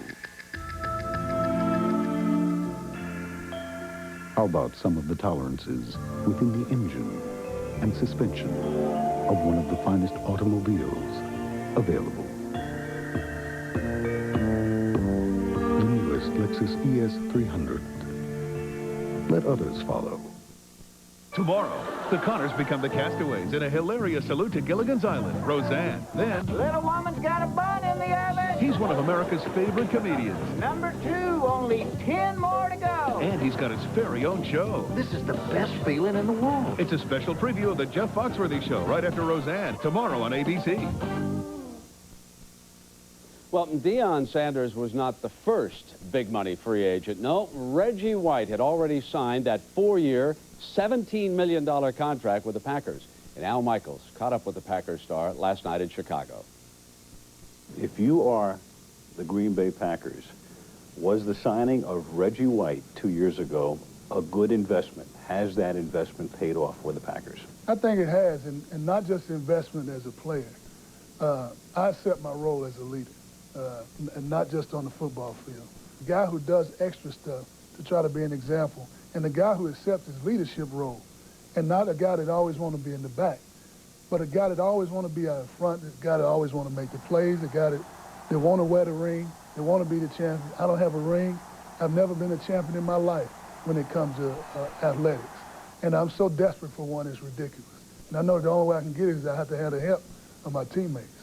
Everyone who's followed your career knows how passionate you are about the things in your life apart from football. Yet football has been such an important part of your life. I'm wondering, can you be content when you're finished playing to not be a part of the game anymore? I won't need an attachment to football. I mean, as much as I would like to be involved in football, I probably will to some extent, but I know God will call me into full-time ministry. Ministry in the way of not just being up in the pulpit preaching every Sunday. It's being out in the neighborhoods, trying to create opportunities for people. Because when I die, I want people to be able to look at my kids and say, you know, we know of your dad's football career, but the thing that we know that was more important in your dad's football career is that your dad was a man of God. And he lived his life not only for you guys, but for people. And that's what I want to. I want to leave that legacy, and I want my kids to be proud of me. And I want people to be able to pat them on the back and tell them how much a man of God their dad was. That's more important to me than this game. Now, I know that Reggie was quiet in the first half, but 24-7, that's his kind of score, folks, because the Bears have got to throw to get back in it. You'll see number 92 in the second half on ABC.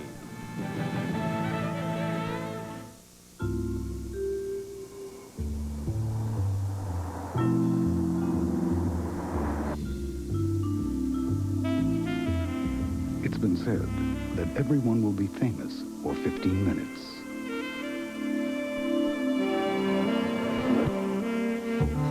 For some, that's just their daily commute. The 1995 Lexus Coupe. The Lexus Halftime Report has been brought to you by Lexus, a new journey in the relentless pursuit of perfection. We'll be back with the second half kickoff after this from our ABC station. Cutting this brace is based on the fight. You take my nerves and you're out of my brain.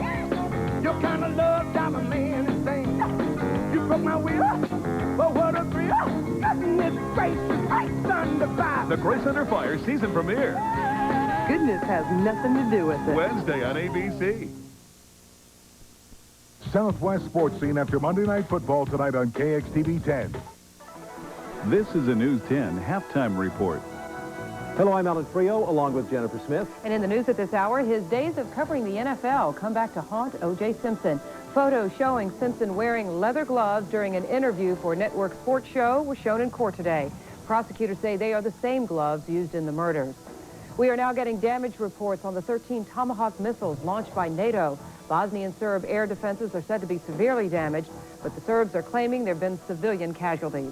Meanwhile, General Colin Powell hasn't launched his presidential campaign just yet, but he's making some political waves, and tonight, only on News 10, 11 o'clock, watch him answer tough questions from ABC's Barbara Walters. If I were to decide to enter politics and run for the presidency, the easier way to do it, I think, would be as a Republican. And for the first time, Powell takes a stand on abortion, gun control, and the death penalty. That's Halftime Report. More news at 11 o'clock.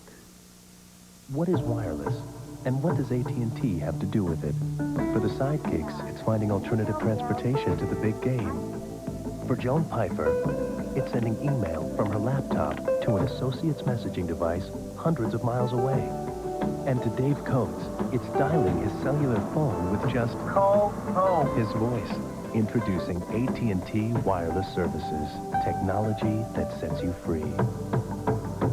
Call 1-800-IMAGINE. Totally redesigned. 44 to 49 miles per gallon. Dual airbags.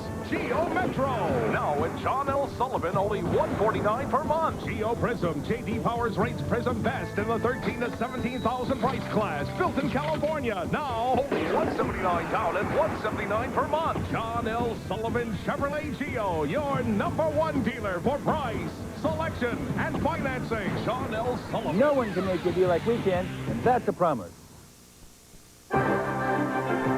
ABC's NFL Monday Night Football. Brought to you by Beechwood Age Budweiser, the king of beer. This Bud's for you. De Beers, a diamond is forever. And Lincoln Mercury and the complete line of 1996 Mercury automobiles. Chicago, Green Bay leading the Chicago Bears 24-7. And standing by with a very special guest is Lynn Swann. Lynn? Mark Harmon, and when we were back in college, Al at USC, and Mark's at UCLA, we played a few games against each other. You get close to the game on the sidelines now. You miss it a little bit, Mark? Not at all, Lynn. Do you? not the speed guys. They all have quick feet. They're all fast. No, I don't miss it at all. And every time we played you won anyway, so it doesn't matter. But you were glad to get out of the business and into acting. I was glad to get out of getting beat by SC. You bet. I don't know if that makes me glad to be an actor, but yeah, I'm having a good time doing this, yeah. Well, you've got a new show coming up on Thursday, Charlie Grace. Charlie Grace, what kind of guy is he? Just like you? I hope he's the guy that makes people want to tune in every Thursday night at 8 o'clock. It's a character I'm enjoying to play with a 4-member cast. We've been doing it now for 3 months, and now it's on the air finally, so we're anxious for an air date, and we hope that people tune in and stay with the show. Well, you know, I know you're going to have a lot of really good, talented people guest starring on your show, so I'm looking forward to it. Well, we had Lynn Swan, and Lynn, you came on and played yourself. That's what I was talking about. Difficult to do. I've been trying to figure out how to play myself for years. But we're going to call it the Lynn Swan Show now, and you come back and play a real part sometime. As long as we don't air it on Monday nights. No, I heard you sing once with Randy Owen in concert, and you got a voice, and you can sing, or at least you think you do. So come back and do that on the show. I sang with your wife, and we were pretty good. Yeah, but you didn't give her the mic. You kept the mic, as I recall. Okay.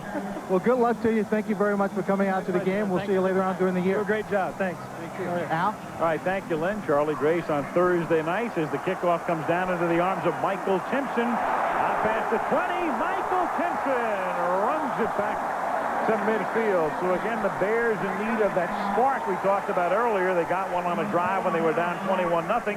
And Timpson here with a 45-yard run back, taking it out to the 48-yard line. Nifty little move down the sidelines by the former Patriot. Well, they credit Curtis Conway's development, accelerated development this year, to Michael Timpson arriving. Anytime that kind of a receiver shows up, puts a little pressure on you, it has to help. He had 74 receptions last year with New England. And that's Green to the 49. You know, we watched Lynn Swan kidding around with Mark Harmon. Mark Harmon was a very good quarterback. I mean, he was. He had a great career at UCLA, and we talked about his dad before. I mean, Tom Harmon is one of the classic, legendary names in this sport. Heisman All-American, wasn't he? Heisman Trophy winner from the University of Michigan. Tremendous player. Played with the Rams a couple years. Old 98. Second down and 8 at the 50-yard line. And picking up 5, Robert Green to the 45. And let's take a look now at the numbers through the first 30 minutes of play. Third down conversion, so important. Green Bay 9 of 10 in that department. And they were 9 for 9 and missed their very last one, which led to the field goal to make it 24-7. Just hard to imagine how you could have a much more impressive first half than the Packers had offensively. What was it, 288 yards? Extraordinary. 3rd and 3, and it is incomplete. Michael Timpson can't hold on. Doug Evans had him wrapped up. And a would-be first down goes a-wasting. Doug Evans played that well. He got right in front of Timpson, stayed within that 5-yard zone, just crowded him. And Timpson could not seem to step away from him, push off from him or something. Evans just kept his position, got a hand in there. Timpson was even surprised to see the ball. Todd Sauerbrunn to kick. Remember, Charles Jordan, who would normally be running back these kicks, was hurt on the opening play of the game, and thus they go to Mike Pryor to accept it at the 17, and Mike, who is a safety, makes a fair catch. The Goodyear Blimp Spirit of Akron has made its way up from northeastern Ohio to southeastern Illinois, hovering above Soldier Field.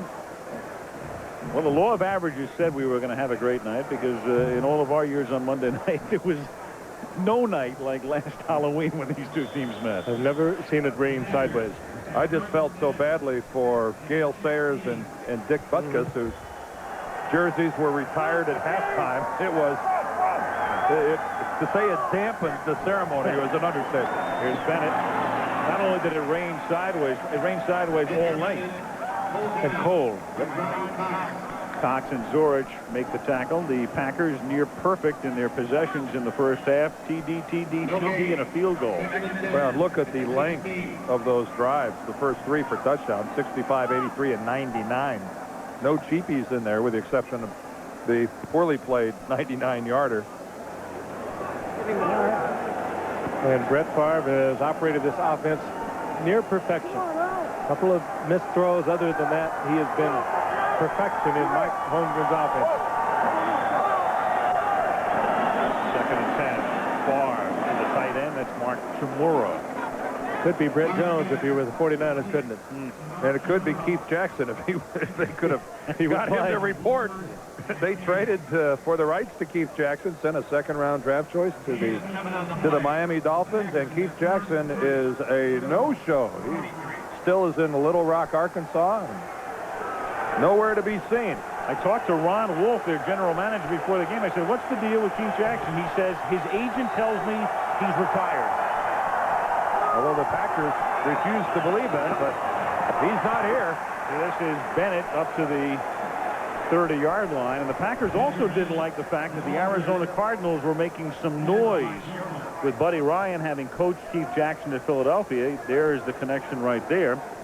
And Keith has a contract. He was traded by Miami for a second and third round choice, so he'd either have to play under that contract at Green Bay or renegotiate with Green Bay. You even hear the word tampering being kicked around by the Packers. They're upset with what they feel was some unfair intervention by the Cardinals. First and 10 at the 30-yard line. Favre sets up the screen to Dorsey Levens, and that works beautifully. The 18, he picks up 18 yards up to the 48, tackled by Carrier. There are people in the NFL that think that this guy, Brett Favre, sets up a screen better than any quarterback in the league. It's his mobility, it's his threat to get outside, and when he starts to move like this laterally, he draws everyone's attention. That's just beautifully executed by everybody involved. And Levens at the end decides, well, it's just time to put the shoulder down and get a couple extra yards. This has been a most impressive display by the Packers tonight. 10:45 left in the third. Green Bay up 24-7. And one of the rare times tonight they shut down Bennett as Vincent Smith makes the stop, number 55. Green Bay's touchdowns tonight, all on passes from Favre. One to Brooks early on to make it 7-0. Then Anthony Morgan, the former Bear. Then Brooks again on a record-tying 99-yarder. Salam scored for Chicago. Hentrick added a field goal, and it's 24-7. That gives Favre 5 touchdowns on the year. Remember, this young man threw for 33 of them last year. Off to a great start with 5 already, and we got a ways to go in this game. Bennett, more than Clegg is down more than half of those touchdown passes last year to Sterling Sharp, now in the studio at ESPN. Sharp with that neck injury and surgery, and it was advised that he retire. He has at least temporarily retired. Though I don't know what Sterling has in mind in the future. Number 90 in the neutral zone at the snap. 5-yard penalty. Repeat the down. Second down. Lonzo Spellman over the left side. He was way across. He's on the near side. Closest guy to you. Well across the line. John Theory, number 94 on the far side, kind of fell into the neutral zone as well. There's Theory, their number 1 pick of a year ago. They've been moving him around a lot this year, trying to find a weakness, put him in a spot where he can use his speed. 2nd and 3, and that's a first down as Robert Brooks makes the catch at the 36-yard line. Not much that Donnell Wolford could do against that. I mean, it was a frozen rope in right into the numbers. No way Wolford could play through the man for the ball. Got another first down. And the one thing that Favre has, he did it last year. He cut his interceptions from 24 in '93 to 14 last year, and he got off to a shaky start last week under tremendous pressure by the Rams. Threw 3 interceptions, and he's thrown none of them up here tonight.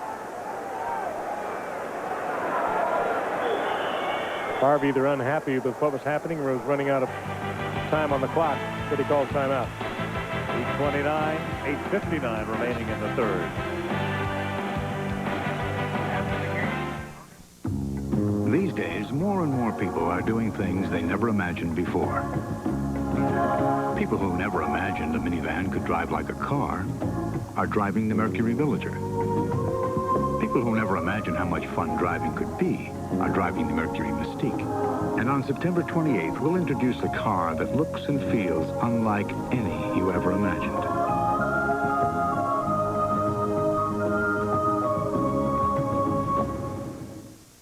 The Star Wars Trilogy on video. Now, the Star Wars Trilogy on video in THX. Feel the full force in THX. It's a difference you can see and hear. The original version of Star Wars on video. Buy it before it's gone forever.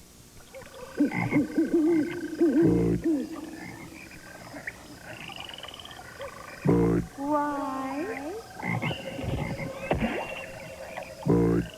Why?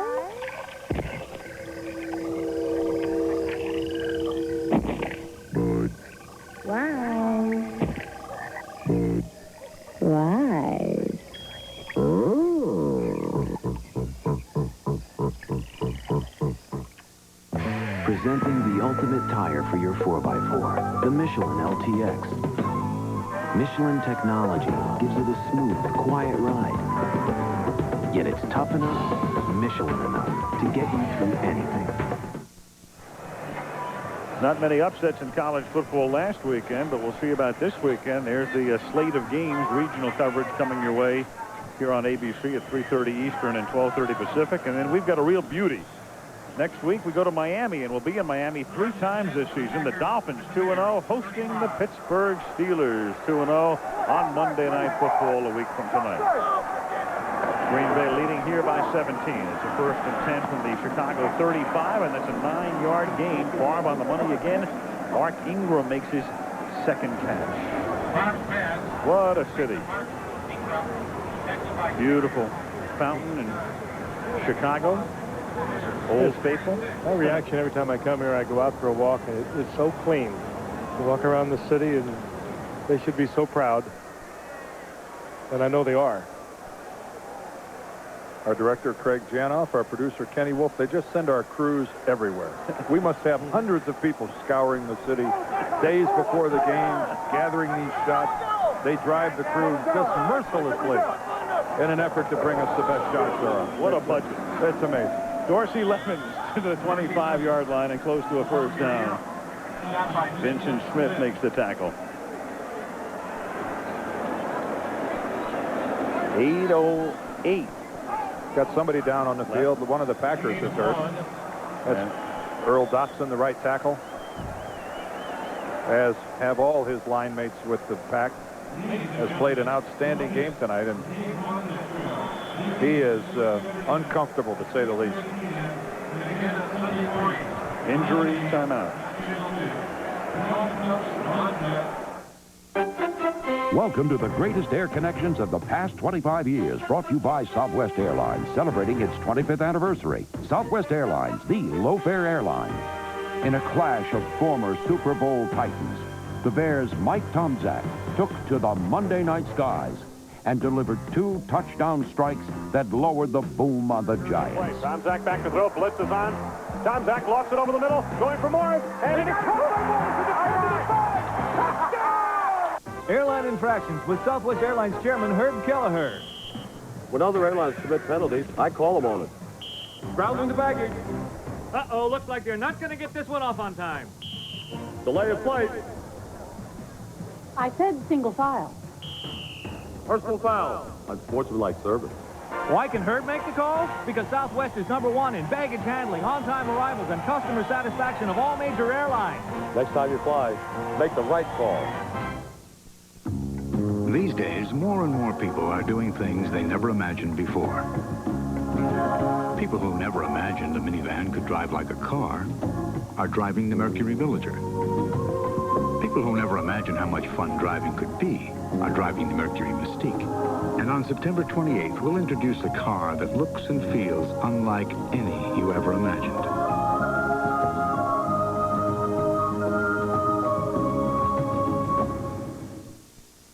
Tomorrow, there's only one thing the most powerful family in America can't control. Each other. The Monroes. Special preview tomorrow on ABC. Big Earl Dotson coming off the field. A little concerned. They kind of rolled up on his left leg, but and yet they're holding his arm. Right. They're looking at his right arm. We were concerned about his leg, and they're looking at his right arm. His leg did get collapsed underneath, but it's considerable arm. Well, maybe that's it. Maybe we confused his arm for his leg. They're about the same size. Joe Sims takes his spot, number 68.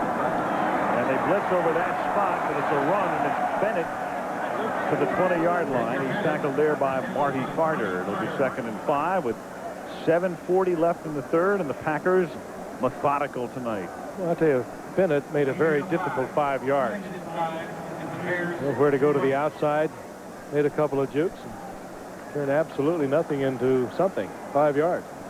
Boy, does he love playing against the Bears. Bennett with 400-yard games in his career. 3 have come against Chicago, and he's on a pace for another tonight. 79 yards, 21 carries.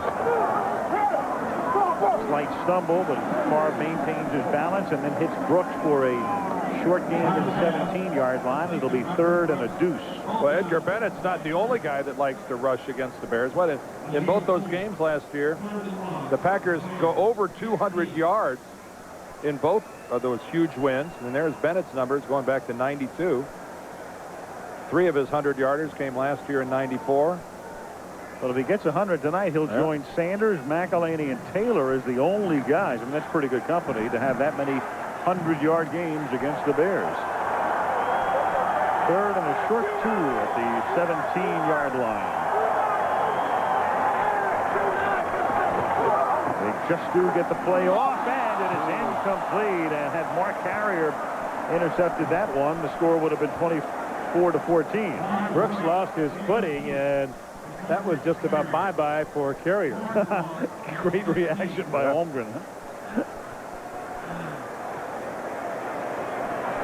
Favre with the quick release. Brooks losing his footing. And had Carrier been able to one-hand it, that was an easy 6.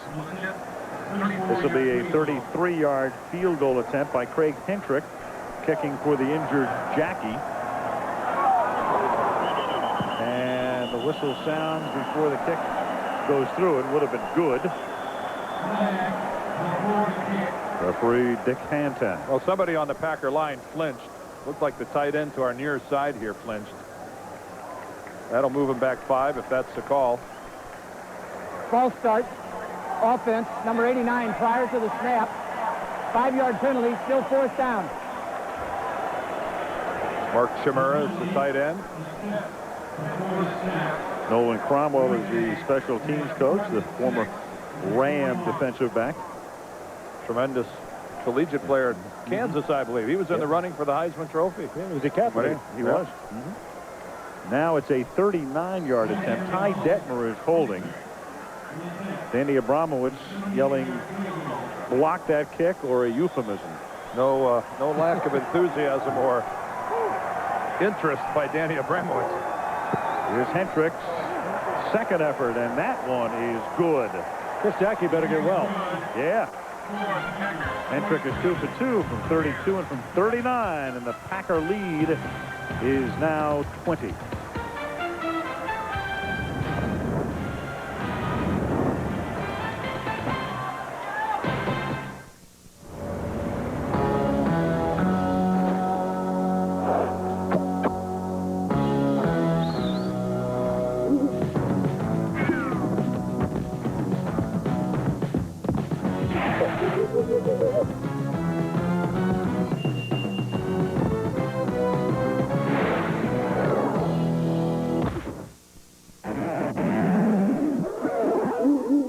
Red I love. 24 hours a day, they work the streets of the city. Homicide creeping up. How you doing, fellas? But in a world where the players live by the clock, one man's time is running out. From Spike Lee and Martin Scorsese, Harvey Keitel, John Turturro, and introducing Mekhi Phifer. Clockers, directed by Spike Lee, rated R. Starts Wednesday at theaters everywhere. These days, more and more people are doing things they never imagined before. People who never imagined a minivan could drive like a car are driving the Mercury Villager. People who never imagined how much fun driving could be are driving the Mercury Mystique. And on September 28th, we'll introduce a car that looks and feels unlike any you ever imagined.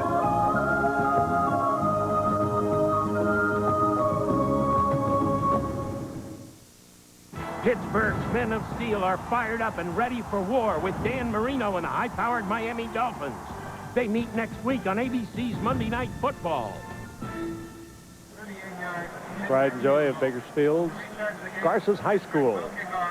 Yes, Ken Rutgers took a master's degree there recently from Cal State. Makes his home there. Old USC guy. Kickoff by Hentrick. This is Timpson.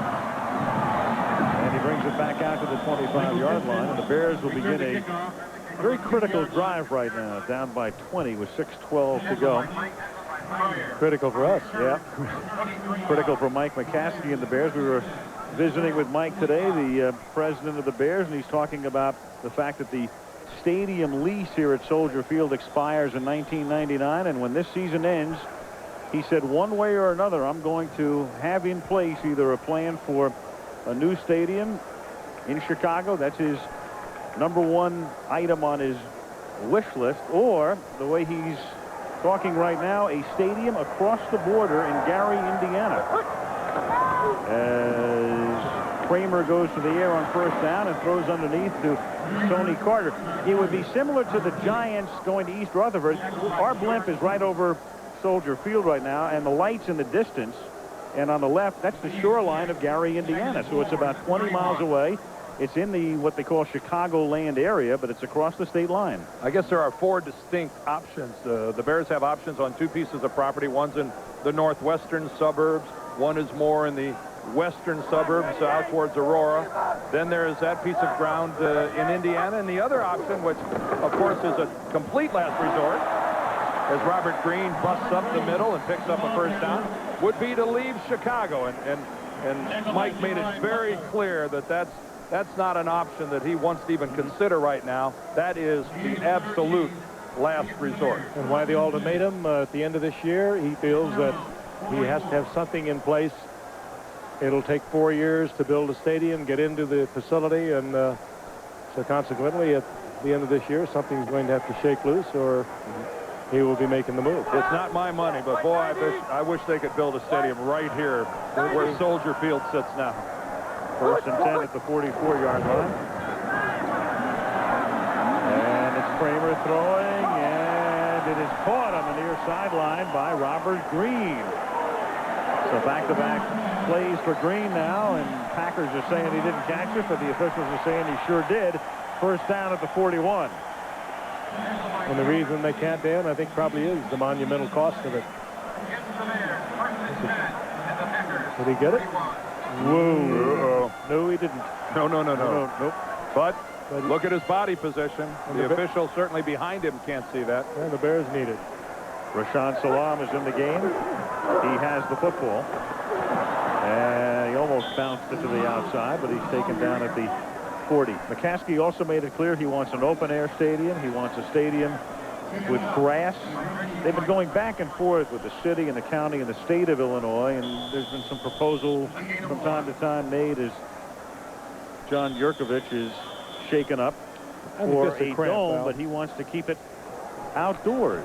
3:59 left in the third, and we have an injury timeout.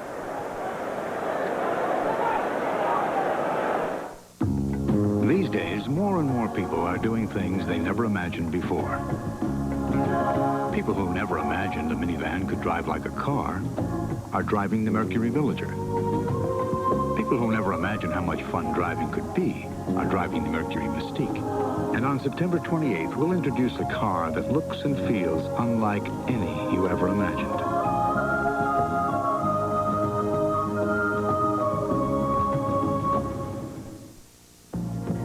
Time. It fools you.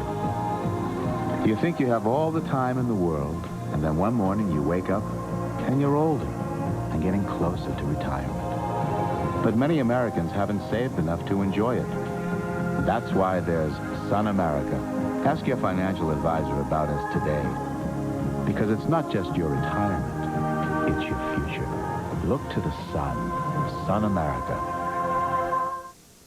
Sorry, this trip has to be right at spring break, sweetheart. That's okay, Dad. Ibuprofen, what happened to Tylenol?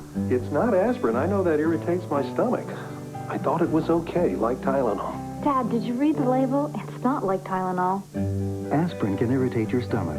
Doctors will tell you even ibuprofen can irritate your stomach. Dad, stick with Tylenol. I will. And I'll see you Thursday. Thursday? I thought you were coming home Saturday. I changed my plan.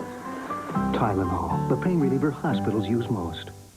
This is the murder case everyone will be talking about. CNN in hard copy called 5 times. It's going to turn into a circus. Murder One premieres Tuesday, September 19th on ABC. It is second down and 9 at the 40-yard line. Carter and Salaam are the running backs in this set. Chicago down by 20, 3:40 to go in the third. Raymer, and he makes a connection with Curtis Conway at the 29-yard line And a first down. Yurkovich was helped off the field. The defensive tackle for the Green Bay Packers, but appears...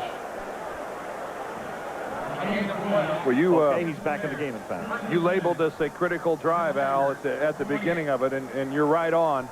And they've come this far inside the 30-yard line. The Bears need to come out of this with a touchdown. First and 10 at the 28-yard line. Green picks up a couple to the Green Bay 26. Wannstedt has to be thinking, what in the world? These teams are similar in terms of talent and quality, but it's like crazy that Green Bay just destroys Chicago. And it's Monday night. If I know one thing, if they lose this ball game, we probably talked to Dave Wannstedt the last time this season. It'll be nothing personal, I know. No, we've got 2 more Bear games, and he'll try something radical. And it might be us. We might be jettison. Second and 8 at the 26-yard line. Kramer under pressure, and the pass has been complete. Green, the intended receiver, covered by Teague. That's one of the few times that Kramer has had pressure. He's had plenty of time to deliver the ball. But Green Bay, they go strictly with that front four. They do not do a lot of blitzing. They count on Reggie White on one side, John Jones on the other to put the pressure on for the pass and play the run. Interesting stat there, guys. Did you see that? Not a single member of this offensive unit of the Chicago Bears has been to a Pro Bowl. The only team in the NFL who boasts a roster without a Pro Bowl offensive player. Third down and 8, and on a draw, it works. Green, big first down, runs over Teague, tackled at the 12-yard line. 15-yard gain. You saw a trait of Robert Green right there. When he has to make a decision whether to head for the sideline or whether to head for the middle of the field, he almost always heads for the middle of the field. Not what you'd expect from a guy who is only 5 feet 8. He is north and south. There's the offensive coordinator, Ron Turner, calling the plays from high above. Robert Green, when given the chance, will run over somebody. First and 10 at the 13-yard line. Kramer, Teague almost intercepted. Intended for Graham. We talked about the lack of Pro Bowl players on the Bears team, but this is strictly a Wannstedt team, and the average age is 26 years old. Well, in conjunction with that graphic we showed you before, last year the Bears go to the playoffs. Nobody goes to the Pro Bowl, which tells you the coach gets the most out of the least. Good use of the left hand by Graham, who just gets it out there on that ball. He looked more like the defensive back, and Teague looked like the receiver. Second and 10, 1:46 left in the third. Obvious audible by Kramer. Oh, and a fumble by Kramer. And it will be third down and 11. Man, you're down by 20 points. It's tough to waste downs. You know, it often happens. You blow your own snap call. Yep. You're busy moving backs around, changing the play, and you literally forget your snap count. He stepped out of this early. Well, he didn't get a good snap either.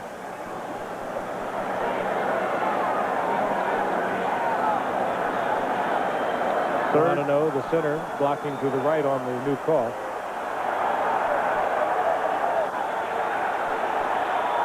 Third down, 13 at the 15-yard line, and the Bears have to take a timeout before a pretty critical play. 1:17 left in the period.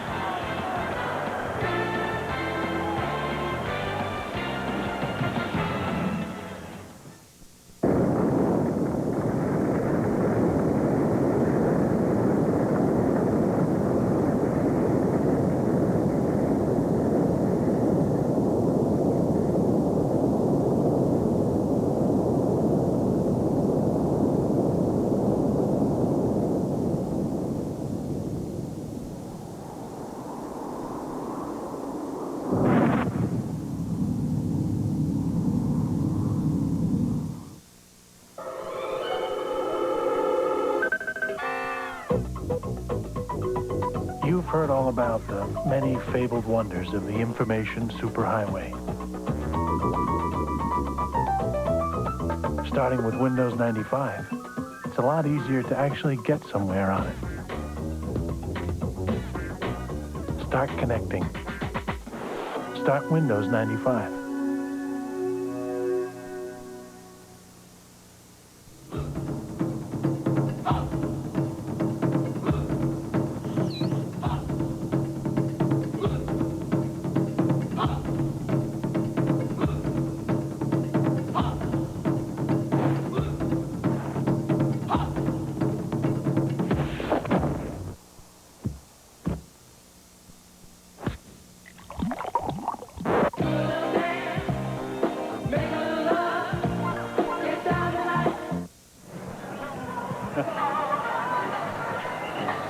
Chicago from the air, from the Goodyear Blip.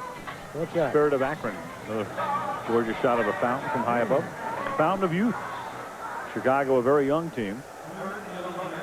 Eric Kramer, at the age of 30, is their second oldest player. The oldest is the place kicker, Kevin Butler. Only player to play in Super Bowl 20 back on that team. After the season of 85, the near undefeated season. He was a rookie on that team, Kevin Butler. 3rd and 13. Key play here. 15-yard line. Chicago down by 20 late in the 3rd. 4-man rush. And a catch is made by Robert Green. And he's to about the 3. Very close to a first down. Then pushed all the way back by Leroy Butler. Yeah, this is going to be an interesting spot. It'll be short of the first, but very close to it.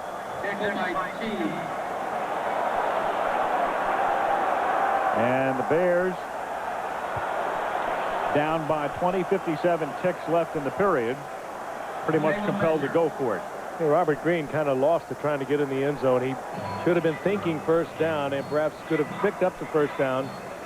But he tried to make a little juke and lost his momentum and was held short of the first. Well, the Bears were in this situation before and eschewed the field goal and went ahead and went for it on 4th down and picked it up rather easily. They went with the, remember, they went with a 4-receiver set and then slammed it up between the tackles. Let's see if they go to that set again. Well, they might flip it. Do it on the opposite side. Rashaan You're on the right Salaam. hash mark here. Salaam checks in, replaces Green, so in comes the beef. Salaam at 226 pounds. And there's Flanagan in front of him at the fullback. Al, see, I'm doing the play-by-play. You want me to just do the rest? Well, it's Tony Carter in front of him at fullback. Oh, it's not? See, that's why I'm no good at doing it. And on 4th down, this is Salaam taking it to the 2-yard line for a first down. Now, back to the analysis. First down is right. Well, 2 critical 4th down conversions, and that very much keeps Chicago in the game. They can get it in here. They've cut the lead to 13. A good look at it here from behind the Green Bay defense. That's as basic as football gets, fellas. That is nothing more than a good lead block. And a pretty good spot. Drive blocking by the offensive line. I think they've got this rather handily, don't they?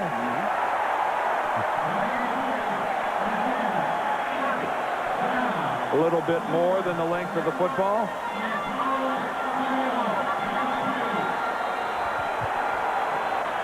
And so 1st and goal at the 2 with 46 seconds remaining in the 3rd quarter. Now you can back to play-by-play. Now you got Flanagan. There's Flanagan is the fullback. He was the lead blocker on their first touchdown. They fake. They go to him on a pass, and he scores. Well, if somebody in Aiken, South Carolina is watching this game by the name of William Perry, he has been there and done that. So they use him theoretically as a decoy at the beginning of the play and then go to him. Beautifully conceived play. Flanagan grew up in Green Bay and coming back to haunt them. His dad played for the Packers. Went off to Notre Dame. Well, Kevin Butler for the point after. Chris Gedney does the holding.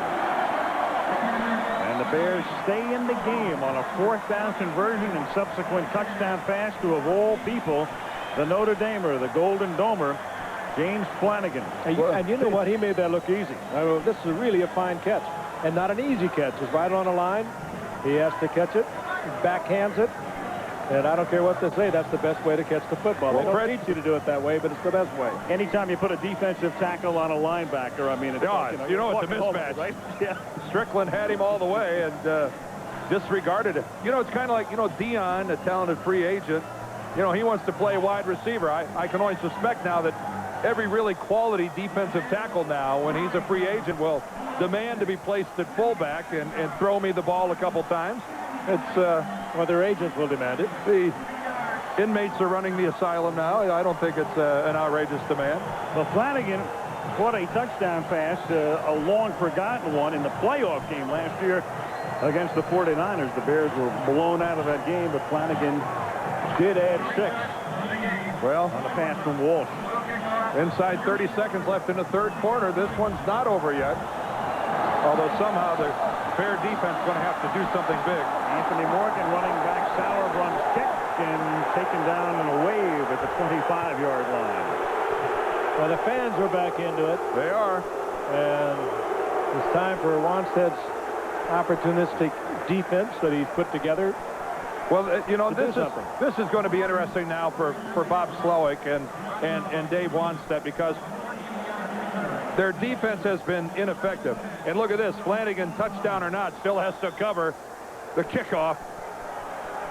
He's going, I can't believe I have to do this. I'm a star. Chug it. I'm a receiver. I'm a star. Oh. Look at this.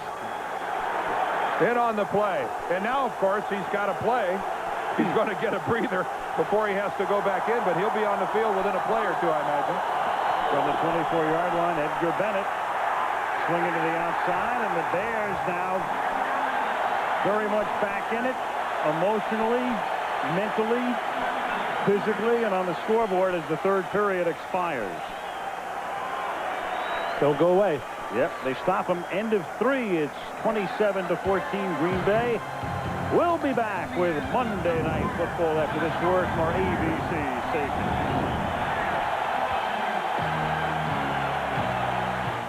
Friday on 2020.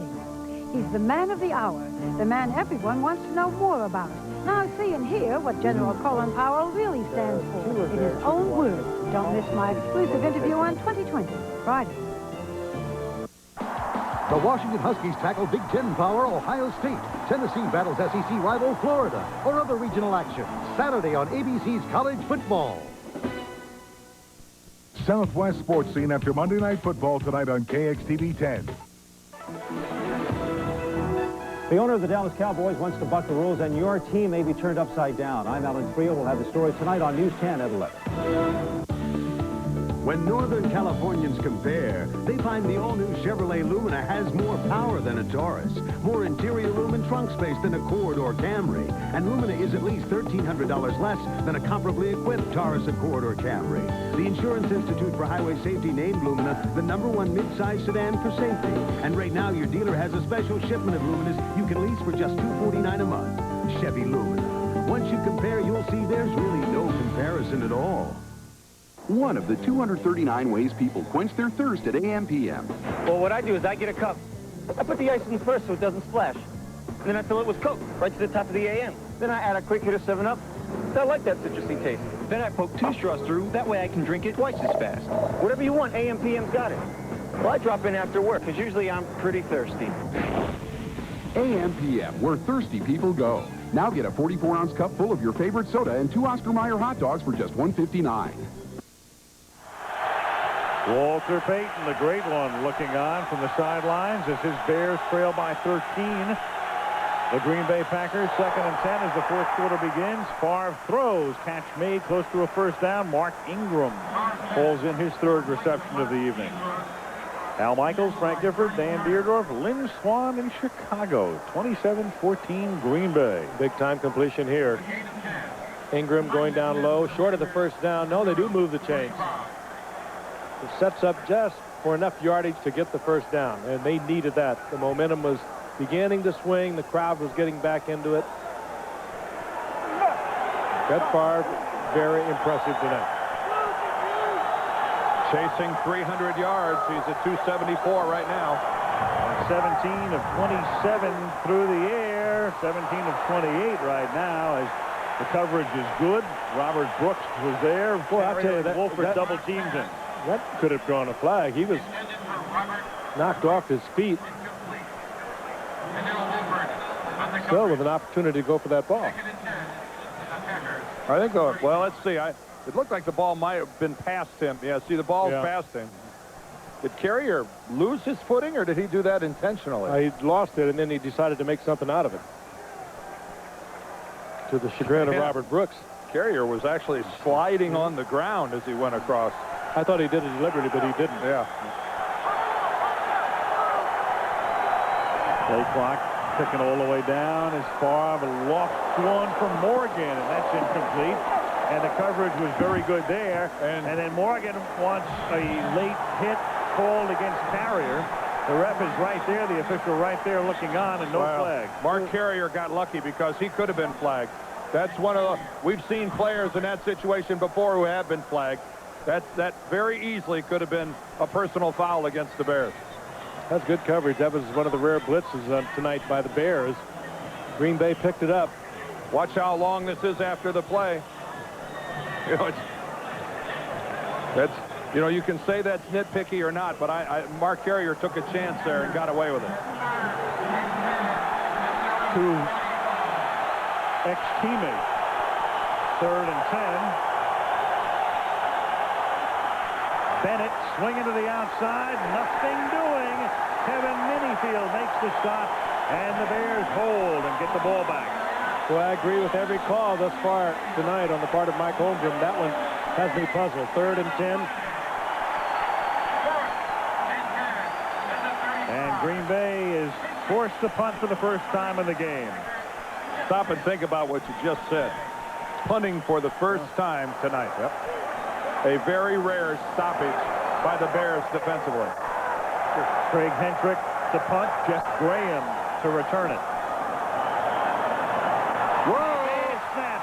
And then Hentrick gets it away.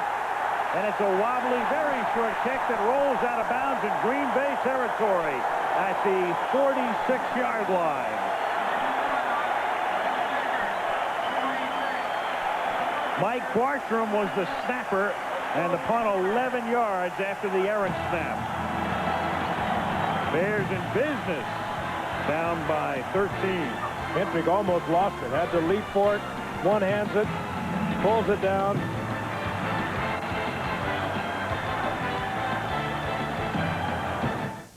Black & Decker presents How Would You Fix It? How do you fix the Bears curse on Monday Night Football? Don't play on Monday Night Football. We allow 13 players to play for the Bears. They got Thursday night, they got Saturday, they got Sunday. We just don't play on Monday. Well, I'm a Packers fan, so I think we're fixing it just fine. Have they ever considered maybe Tuesday mornings? You're going to have to put an amulet around their neck. I'd go to the away game uniforms, away team uniforms. That's how I'd fix it. Oh, well, I'm the kind of life for any job you do, any job that needs 3 hands, but you've got only 2, 'cause I'm the snake light from Black & Decker. I'll get around, I'm the snake light. Introducing a new luxury vehicle with the most powerful V8 in its class, the safety of dual airbags, and the ability to take you where no luxury car can. The new Jeep Grand Cherokee Limited. With over 40 major advancements, it's truly the perfect luxury vehicle for whatever nature unveils. Jeep, there's only one. Wednesday, do you know what your babysitter does when you leave the house? Shocking undercover video shows scenes you won't believe. A prime time for every parent, Wednesday. It was not Bartram snapping. That's the tight end, Mark Chmura, with the errant snap here. But what a play by Hentrick, stabbing that ball and getting a punt off. If he doesn't do that, the Bears are in much better field position. Huge play by Hentrick. Now they try to capitalize. From the 46, and the pass is thrown behind and short. Graham, the intended receiver. Doug Evans with another fine job out on the corner. He's made some big plays tonight. Been left alone out there in single coverage many times. It's a good effort. Jeff Graham, not all that fast, but he's got some nifty moves. I don't know what route that Kramer was expecting Graham to run and how he was expecting him to break it off, but it wasn't what he thought was coming from his wide receiver. Whatever it is, they should work on it a little more. Yeah. Oh, look out! Look out! Kramer sacked. And on the type of play where you're lucky if you don't fumble, Doug Evans coming in from behind. Kramer never knew he was there, and Kramer at least able to hold on to the football. They don't do it often. Well, Kramer doesn't send him very often, but his timing was perfect. Well, it's a corner blitz from the side where there was no wide receiver. There's no receiver to that side, so he's free to come. Doug Evans left alone over there, unaccounted for, able to do a hatchet job on Eric Kramer. First sack of the game for Green Bay. Evans' second sack of his career. And it is 3rd and 19 now from the 45. And Kramer throws a wobbly duck that's incomplete. Was that ball tipped? Yeah, might have been tipped or his arm was hit. One or the other, I think. Well, what a series of bad breaks for the Chicago Bears. They get the bad snap, they get the good field position in Packer territory, and they blow up.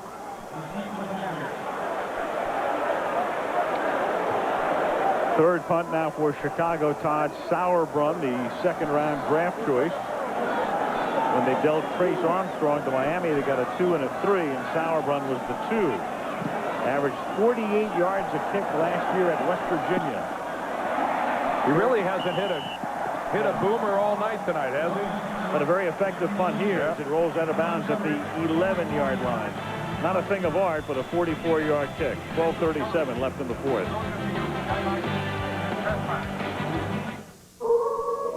Why does a red wolf travel in a pack? So there's enough to go around for everyone. Really red, really smooth. Red Wolf. Follow your instincts.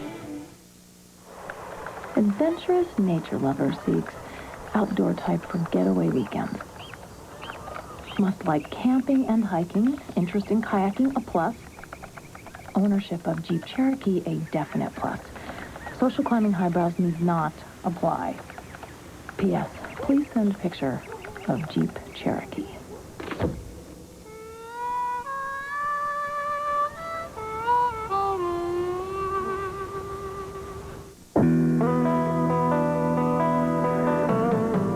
Red Wolf. Disappearing nightly. Really red, really smooth. Red Wolf. Follow your instincts. Wednesday after Grace, a new show gives tabloids a whole new look. The Naked Truth Wednesdays on ABC. And if you get really close, you could read your horoscope right in here. Eric Kramer 3 and out. Here's a reminder tomorrow night. The Jeff Foxworthy show, a special preview look. Coach has moved to Tuesday night, and in fact, Craig T has moved to the pros as Coach appears tomorrow evening here on ABC, and then a look at what we have for you on Wednesday, featuring Grace Under Fire with Mark Harmon, who was here tonight. Keep track of that, Al. What's Coach's new team down in Miami? I cannot reveal it. He's not signed yet, huh? How'd he beat Jimmy Johnson to the job? Right. Well, there's still rumors. 1st and 10 for the Green Bay Packers at the 11-yard line. The fake wraparound to Bennett. And then Favre steps out of bounds up at the 14-yard line. Ron Cox runs him out of bounds. 12:31 left in the fourth quarter. Packers go home next week and face the New York Giants, and the Bears stay in the conference and go down to Tampa Bay. Stay in the division as well. Brett Favre being a little careful there. He's sitting there with a 27-14 lead, and I think maybe in the early part of the game he might have tried to throw that across his body. Caught better of it, stepped out of bounds. 2nd down and 7.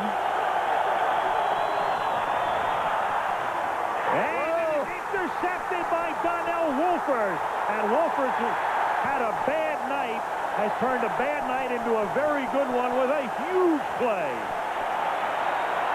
Joe Kane forcing the issue on the blitz, forcing Favre to throw, and Wolford runs it back.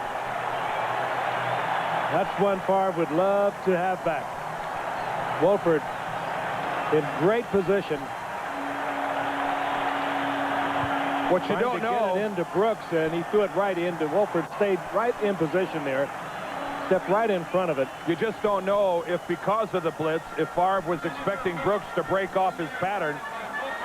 Certainly that's what Brett Favre is thinking, that Brooks is going to stop and curl in a couple yards before he did. Well, it was a major gamble by Wolford, and it paid off. First and goal, Bears at the 8, down by 13. Salam! Touchdown! Hello. Hello. We're back.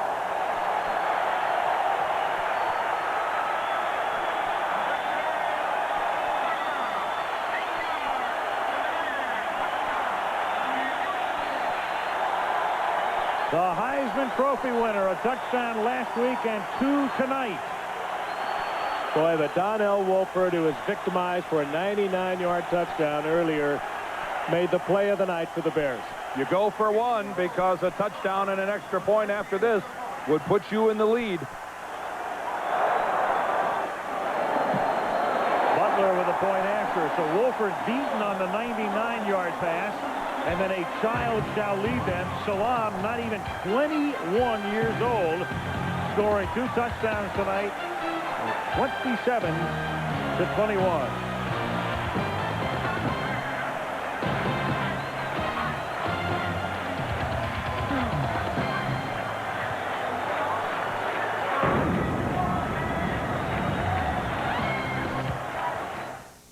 The Eagle Vision is the first sedan in the world with the auto stick system. Porsche offers their version in a coupe. This German engineer will compare. Du kennst mich doch.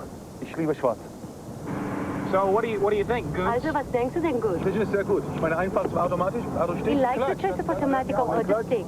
Excellent handling without a clutch. What do you think of Vision's price? Ach du meine Gute. They're screwed. No, we get the message. Thank you. Test it yourself. Make the call. 1-800-2-TEST-EAGLE. Okay, David, get back to me. Right. And Peter, 2 words. In budget. Well, now look at MIS. Under budget, reduced staff. But sir, we all got to work smarter. But, sir, it's not her. It's those new computers. They do everything for her. I suppose they just installed themselves. Practically, they tell her if there's a problem, even before it happens. It's under budget. Compact desktops and servers make the most of Windows 95, creating a system that can almost run itself. Where does he get this stuff? Well, actually, he's right.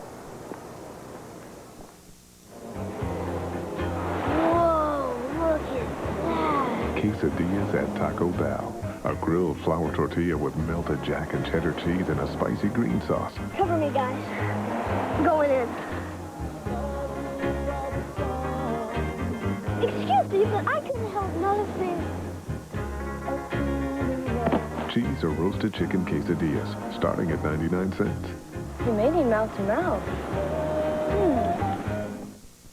You know, people always ask, how can I tell if I'm a redneck? If you've ever been too drunk to fish, you might be a redneck. The Jeff Foxworthy Show previews tomorrow. Brett Favre throws the interception. Bears cash in. Crowd going wild with 11:57 left in the fourth quarter. 27-21 Green Bay. Sauerbrunn to kick off. Sends it down to the 3 and rolls into the end zone. He has to come out with it. That's Morgan, and he runs out of bounds at the 11-yard line. Well, I'll tell you, we've seen some great plays on the field tonight, but how you're going to see something off the field that's a classic here. Follow the ball as it goes up the tunnel from the right side of your screen. Watch this fella jump out of the stands into the tunnel. He appears to be at least 10 feet off the ground, if not more. This is a don't try this. No, don't try this. Watch this. There he goes, off into space.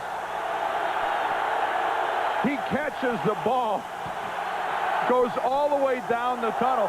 And, folks, the guy's all right. He's back in his seat. He just signed a 3-year deal with the Bears. Edgar Bennett picks up 2. Jerry Jones just called and signed him. This guy's back up in his seat. I would have thought he would have broken both his ankles. There he is. Is he stoked? This guy, in more ways than one. He's looking for their Oprah Winfrey show. Well, they're either going to give him a prize or they're throwing him out. He's got Swanee. Swanee got him.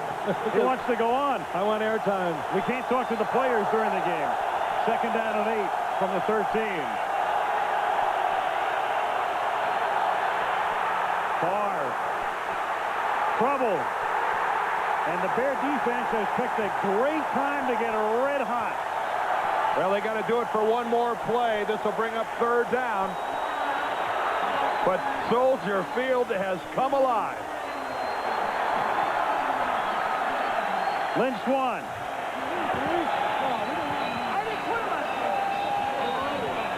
Hey, now we got the guy. What's your name? Michael Bantazis. I'm from the north side of Chicago. I played football at Sullivan High School. Well, Mike, you could have gotten yourself hurt jumping down like that. I played defense, offense. I got great hands. I played football my whole life. I love it, baby. You got a little Monday Night Football history, too. Oh, yeah. Let's go back to the game now. Third down and 13, and it's incomplete. He threw a bullet in and out of the hands of Mark Ingram. Could have been caught. It would have been a great catch because Favre had to put everything on it. Ingram in a crowd, and he did not handle it. Going to be good field position for the Bears. Brett Favre put something on this ball. What a rocket shot. Oh, it's tipped by one of his... It looks like Chimura got his hands on it. Mark Chimura, the tight end, coming across. Didn't realize that he wasn't the intended receiver. So now Hendrick, the punt. Remember, the last snap was bad. This one is good. But it is blocked. It is blocked, and it is blocked out of bounds at the 2-yard line. Anthony Marshall blocked it.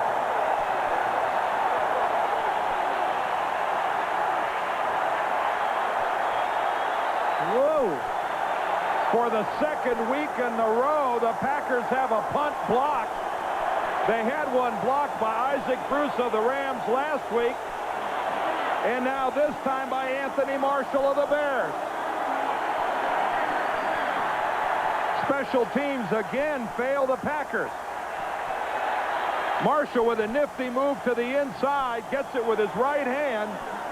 And who would have thought this? The Bears 2 yards away from taking the lead. Well, Jeff Thomason on the attempted block. Marshall stepped inside. If you're going to let him, if you're going to miss the block, you got to miss it outside. You've got Flanagan in the backfield leading the way for Salam, who is stopped at the 1.5 by Darius Hollander. There's the blocker. Anthony Marshall, who's had really no say in tonight's game until now, and Abramowitz's special teams putting Chicago in a position to take the lead. You know, he never blinks. No, but it certainly looks like some of his enthusiasm is paying off. Reggie in the defense, digging in on 2nd and goal. 9:50 to go. Flanagan leads the way. Salam stopped at the 3-yard line. Wayne Simmons, the linebacker, with the initial hit. So it's 3rd down and goal now for Shermer's defense. Receivers back into the ball game. It'll be a change on the part of Green Bay. This one's going up in the air. Well, that was a superior play by Reggie White at the point of attack. He does a pretty good job of stopping Big Cat Williams right at the line of scrimmage.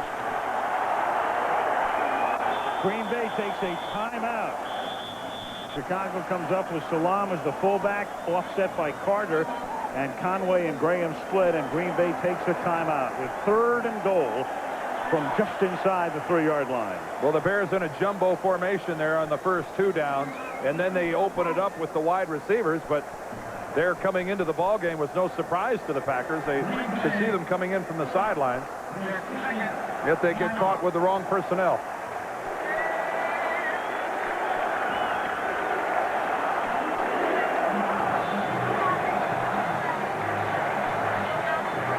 You know, it's an interesting game, isn't it? This game of football, thoroughly dominated are the Chicago Bears. And with 9 minutes and 10 seconds still left in the football game, they got a chance to go ahead. And then goats become heroes and vice versa, with Donnell Wolford beaten earlier for the 99-yarder. And then obscure players like Marshall turning in spectacular plays like this one, and meaningful plays. Marshall with a little juke to the outside. Thomason went for it. Broke it to the inside. You cannot let that man on the inside. You're going to miss. You have to miss on the outside. Green and Johnson are now in the backfield. Third down and goal. That's Conway's coming in motion, and it's a little fade to Graham, but he's out of bounds. He's out of bounds. Craig Newsome with the coverage. The rookie, the draft choice, the #1 pick from Arizona State. Good coverage it was, too. He was right there. That would have had to have been absolutely perfect, and it wasn't. This was a superior piece of defensive work on these 3 plays by the Packers. 2 complete stuffs on the runs on first and second down, and then a snuff job on the pass play. The #1 draft pick from Arizona State. This is Craig Newsome. That ball was thrown out of bounds to begin with. 20-yard field goal attempt. Same distance as an extra point to try to move Chicago within 3. Kevin Butler. Gedney with the hole. The kick is good, and we have 9:02 remaining in regulation. Well, a victory of sorts for the Packers. When you turn the ball over on your own 2-yard line and force the team to kick a field goal, that's a victory. You have preserved, Fritz Shurmur's group has preserved the lead and made the kind of a goal line stand that can invigorate your ball club a little bit. It's funny, on a team with Reggie White and Sean Jones leading the way, and guys like George Teague and Leroy Butler, you've got Darius Holland, Wayne Simmons, and Craig Newsome, who turned in those 3 vital defensive plays for Green Bay. That's why they call football a team game. This is not the U.S. Open where Sampras is playing Agassi all by yourself. This is a team game. Well, and of course, set up for obscure. How about Anthony Marshall? Anthony Marshall putting them in that position. Right. 27-24. Bears, and they've been around for a few years, as you know. They've won about 600 games, but never when they've trailed by 21. And they were down 21-0 in this one. Sauerbrunn sends it to the 1-yard line. And this is Robert Brooks running back the kick. And Brooks takes it out to the 29. Remember, on the very opening kickoff, Charles Jordan was hurt, and so they've gone to a potpourri of returners tonight. So now Favre tries to get resettled. Well, that was a jarring interception he suffered by Donnell Wolpert. He read the blitz. He read correctly that Wolpert should have been in man coverage, should have been respecting a deep move. Wolpert gambled totally and came up with the interception. 8:51 to play. Green Bay leading by 3. Favre to throw on first down. And throws into traffic and completes it to Edgar Bennett, but that's for a loss of a yard. Chris Orich and Joe Kane were there. I've heard of this short passing game in the West Coast offense, but that's a little ludicrous there. You could have handed it to him. Make it a 2-yard loss. It's 2nd and 12.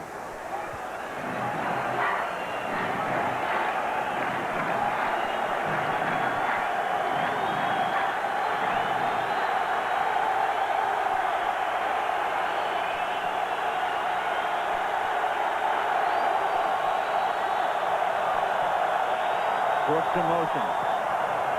Dorsey Levens makes the catch and gets rolled down on an ankle tackle up at the 34-yard line by Ron Cox. And it will be 3rd down and 5. Boy, that's a good play by Ron Cox. He's really in a trail position on that play. Looks like Levens is actually going to get a lot more yardage than he did. Cox showing that team speed that Dave Wannstedt has tried so hard to instill and draft for and trade for and improve this ball club. It paid a dividend there. 3rd and 5. 7.5 minutes to play in regulation. And it's caught by the tight end Chmura. Big play into Bear territory. Tackled at the 46-yard line by Mark Carrier. Protecting the ball was Chmura. Well, and a nice rhythm pass. Look at the protection. He gets back there. He just plants. He dumps it. You're not putting Favre in a position where he has to improvise. And the Bears playing entirely too softly in their zone gave Chmura all sorts of room, Frank. This kind of an offense, you have got to get some kind of hands in the face of Favre, some kind of pressure, even though you don't get to it. Get the hands up. Number 46 is Bennett, and he's taken down immediately by Jim Flanagan, having a huge night on both sides of the ball. And Mark Chmura is hurt. Interesting thing about Flanagan playing tonight is he's having to play a lot across from Aaron Taylor, the big guard for the Green Bay Packers, and they were teammates at Notre Dame, good friends. And they've got to lock up tonight, big man on big man, a lot of this game. That can't be easy to do. Mark Chmura is number 89, and he's going to get rolled up from behind. Gets forced over backwards by Al Fontenot. And your immediate inclination is to think of something with a knee or an ankle. We're looking at the left leg.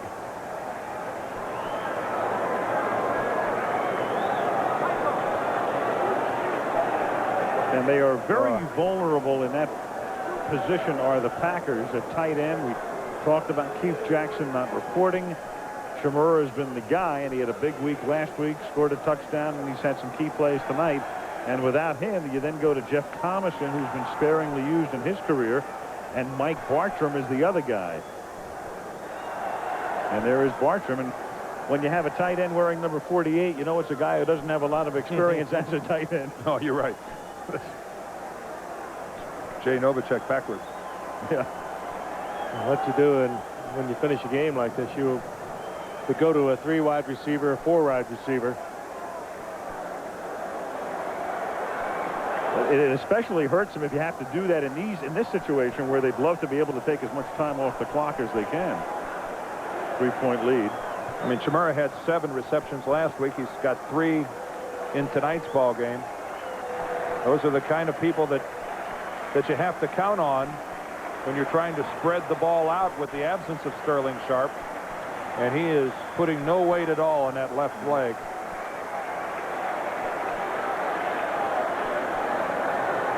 Chmura goes out, and Jeff Thomason, who has caught 1 pass tonight, will come into the game.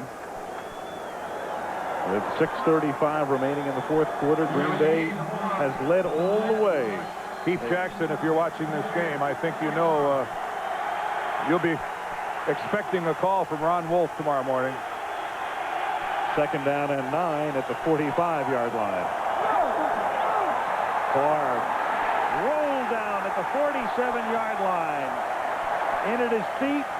Who else? Flanagan. He's had a fumble recovery. He blocked on a touchdown.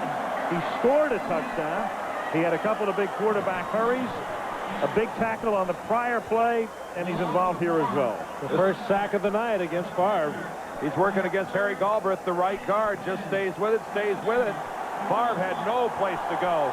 Favre wasn't even close to throwing the football. Yeah, and that was good coverage downfield also. Yeah, he had. This is a rhythm offense, and they took away his rhythm with good coverage. 3rd down and 10 at the 46-yard line. 3-man rush. They set up the screen. Bennett, and Bennett diving for that first down. What a play by Bennett to the 33-yard line. Edgar Bennett. Bennett does a little bit of everything. We talked about it early in the game. Good receiver, good running back. Made some key runs tonight. One in particular on a first down we pointed out earlier, but watch this one. You're going to fault one thing, carrying the ball in the wrong hand, but that's about the one. Forget about it. I wouldn't send him to the bench. No. Knew exactly where that marker was. Knew where he had to get for the first down. No trip to the woodshed for Edgar Bennett. He caught 78 balls last year. Favre is over 300, 312 tonight. And here's Bennett. He's taken down immediately. Vincent Smith is right there, along with John Theory. Good fake there by Brett Favre. He makes the handoff and falls flat on his face. Kid's exciting. He makes things happen. Some good, some bad. He does get in some remarkable positions, doesn't he? Goodyear blip. We haven't seen his 360 tonight yet. He's spinning away from the center as he did last week against the Rams. I'm going to fly the blimp in a couple weeks. Well, take my logbook and go up there and tool around. Look out, Earth. 2nd and 11. Here's Dorsey Levens. Dorsey Levens takes it to the 13-yard line. The inside handoff. Aaron Taylor helped guide his way with a nice block. Last year's #1 pick, and Dorsey Levens rambles for a big first down. 21 yards. Levens, as a rookie, played halfback. They put him into fullback when they moved Bennett over to the left side. Huge opening over the right side. And great blocking. This offensive line that was absolutely atrocious a week ago has turned it completely around tonight. Good blocking on the right by Dodson, Galbraith, and Winters, and then the trap block by Aaron Taylor, the left guard, really opened that up. From the 12, Edgar Bennett to the 9. Edgar Bennett tonight with 85 yards on the ground to the 9-yard line. It'll be 2nd down and 7. Dave Wannstedt wondering, how do I keep the Packers below 30 points? Scored 40 one game last year, 33 in another. Now they've got 27 and they're knocking on the door again. And the Packers taking a lot of time off the clock. 3:05 left in regulation. To blitz or not to blitz? That's the question now. They don't. Favre steps up, guns one, incomplete. Robert Brooks was there, and his hands are burning right now. Favre was taking no chance with anyone deflecting that, knocking it up in the air, getting the interception. He just drilled that. Well, he got Alonzo Spellman. He made him leave his feet. Once he did that, it's just like playing basketball. If you can fake your defender and make him leave his feet, you've won the game, and that's what Brett Favre did with Spellman, got him off his feet. Brooks bumped downfield a little bit by Carrier. Hey, this one that could have been caught. Yes, sir. He's had an awful lot on it. You saw it in slow motion. It didn't look like that in real life. Huge play. Double tight end set. 3rd and 7. Lofted and incomplete. Broken up. Ingram was the intended receiver. And broken up in the corner of the end zone, Jeremy Lincoln, who's been off and on. And in fact, last night Dave Wannstedt was saying he better pick it up or he's coming out. He's made a couple of good plays tonight, and he's had a lot of opportunities. Green Bay, he struggled throughout the preseason. He had a bad game a week ago, and consequently, you're going to get a lot of attention coming your way. Well, his bad games, pretty well played here. His bad games have come in the form of penalties. 27-yard field goal attempt and a bobbled snap. And Ty Detmer, who is a quarterback, has nobody to throw to. Ooh, that changes it. Frank Winters was the snapper. Detmer the holder. And so they can't get 3, and it's a big, big, big play. Instead of a 6-point lead, it's an opportunity for the Bears to just get into field goal range. Kevin Butler got a lump in his throat. I thought it was a good snap. It just looked like Detmer didn't handle it. At least in the term of snaps, it looked like it was pretty much there. Couldn't be better. Oh, yeah. The snap is fine. Just Detmer lost the handle on it. Then tried to make something happen. Of course, nobody else knew what had happened. No. There was no one downfield. He just lost it. You got to get very lucky to convert a bad snap like that into much of anything unless you can run it in. Lots of time. Now the Bears, 2:40 remaining.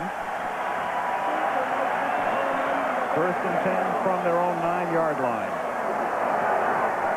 Eric Kramer sets up a backside screen to Robert Green. Good blocking and a 9-yard gain and out of bounds at the 18-yard line. When you have been manhandled the way the Chicago Bears have been manhandled tonight, and you're looking at 2 minutes and 33 seconds left in a ball game, and you have a chance to either tie it or win it, you count yourself among the very fortunate. And that's the position the Bears are in now, trailing by only 3 points. They have a chance to tie or win this ball game with a long drive. Chicago has 2 timeouts and the 2-minute warning, so a ton of time. 2:33 left. Yeah, they got a ton of field to cover as well. 2nd down and 1 at the 18-yard line. And he comes this way to Anthony Johnson, and he gets dragged down at the 24-yard line by George Koontz, and that's a first down. And Chicago doesn't want to waste a timeout, but they want to get the play off in a hurry. So they'll come up without a huddle at the 24-yard line. Good job of reading the blitz that time by Green and Kramer both.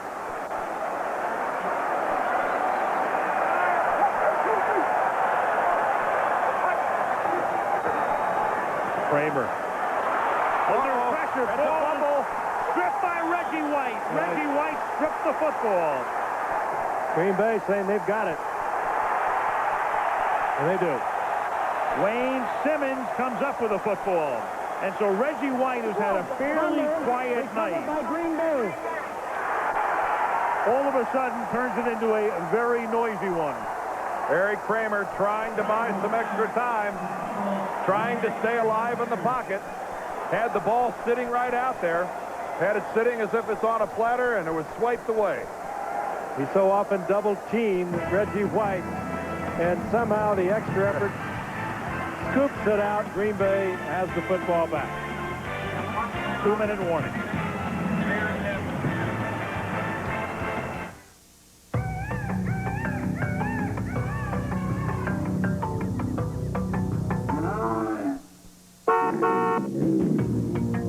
Even though the new Jeep Grand Cherokee Limited is more sophisticated, more refined, and more luxurious than ever,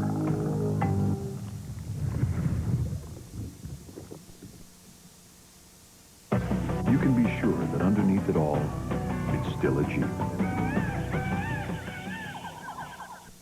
I want to see you dance, and I want to see you smile. From the creators of Basic Instinct. Showtime. The last time they took you to the edge. You got more natural talent when you dance than anybody I've ever seen. You're a stripper, don't you get it? I'm a dancer. This time, they're taking you all the way. We take the cash, we cash the check, we show them what they want to see. Showgirls, rated NC-17. No children under 17 admitted. Starts Friday, September 22nd.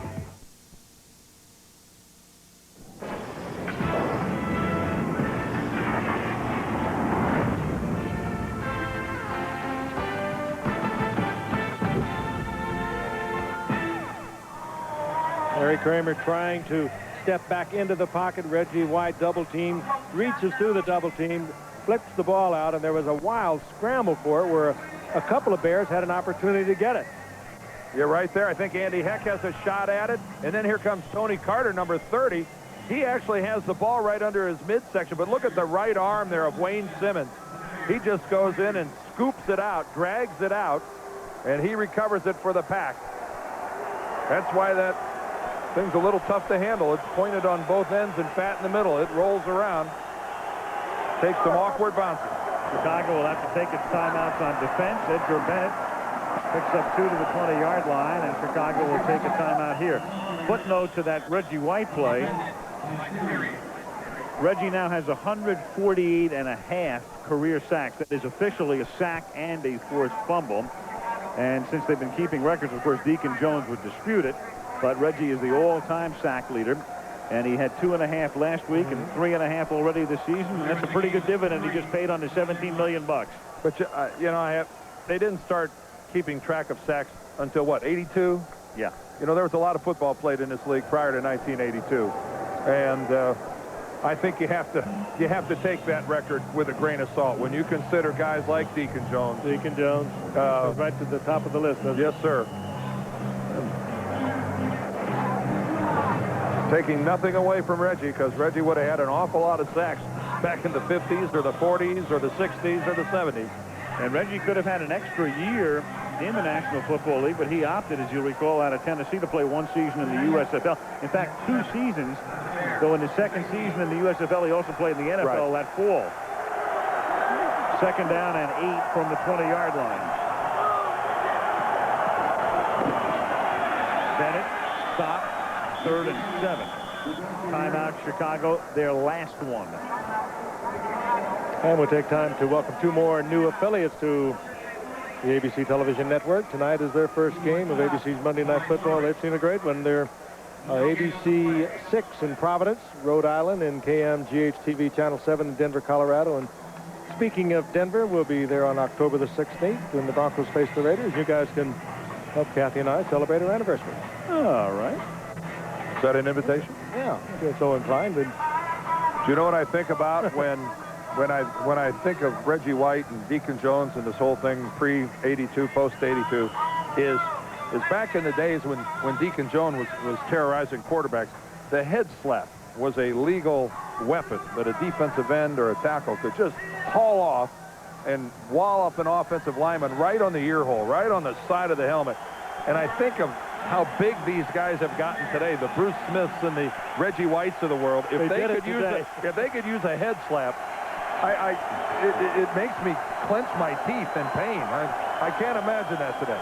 Well, in any event, the Deacon and the Reverend both have a lot of sacks. Yeah. And on third down, Edgar Bennett seeks that first down, has to get to the 12-yard line, and if he does, and I think he did, that'll write an end to this one. As Chicago took its timeouts, and Bennett on the 3rd and 7 is somehow able to squeeze his way through the line, get to the 11-yard line. They'll move the chains, and that's a first down and no timeouts left for Chicago. And guess whose tail he goes right off of to get that first down? How about Ken Rutgers, the left tackle? And Wannstedt is furious. What a gutsy performance on his part tonight. He was not expected to be there. No. Shouldn't have been there in all probability. Well, a couple of kneel downs will end this one as Brett Favre has a big night as he throws for 312 yards. Bennett rushes for 96. The frustration continues for Dave Wannstedt. He just can't do anything to beat Mike Holmgren's Green Bay Packers. Well, tonight on Nightline, Jerry Jones will be one of the guests. And of course, Jerry has made a ton of news recently with his Nike deal and his bucking the NFL and the Deion Sanders deal and the rest. And he will be one of the guests tonight on Nightline, which follows your late local news. Then Good Morning America and the Today Show and then Howdy Doody and it's on and on. Bears have just lost their 8th straight Monday night game. Reggie. In a game the Green Bay Packers really had to win. This was a vital early season game. They win it. They are 1-1. The Bears are 1-1. A sigh of relief from Mike Holmgren. It was that close. He had a 21-0 lead. He watched it nearly evaporate, but his team holds on to win the game 27-24. And how do we convince Dave Wannstedt that it's not our fault? There's a great tribute to both of these teams. Chicago battling back. Green Bay got themselves in trouble, and they came battling back. And the hero, perhaps, of the night. That's about a 20-foot drop. Unbelievable. Son of Flubber. Next week, Miami is the site. Good one. The Dolphins and the Steelers. Until then, Al Michaels, Frank Gifford, Dan Deerdorf, Lynn Swan. Good night from Chicago.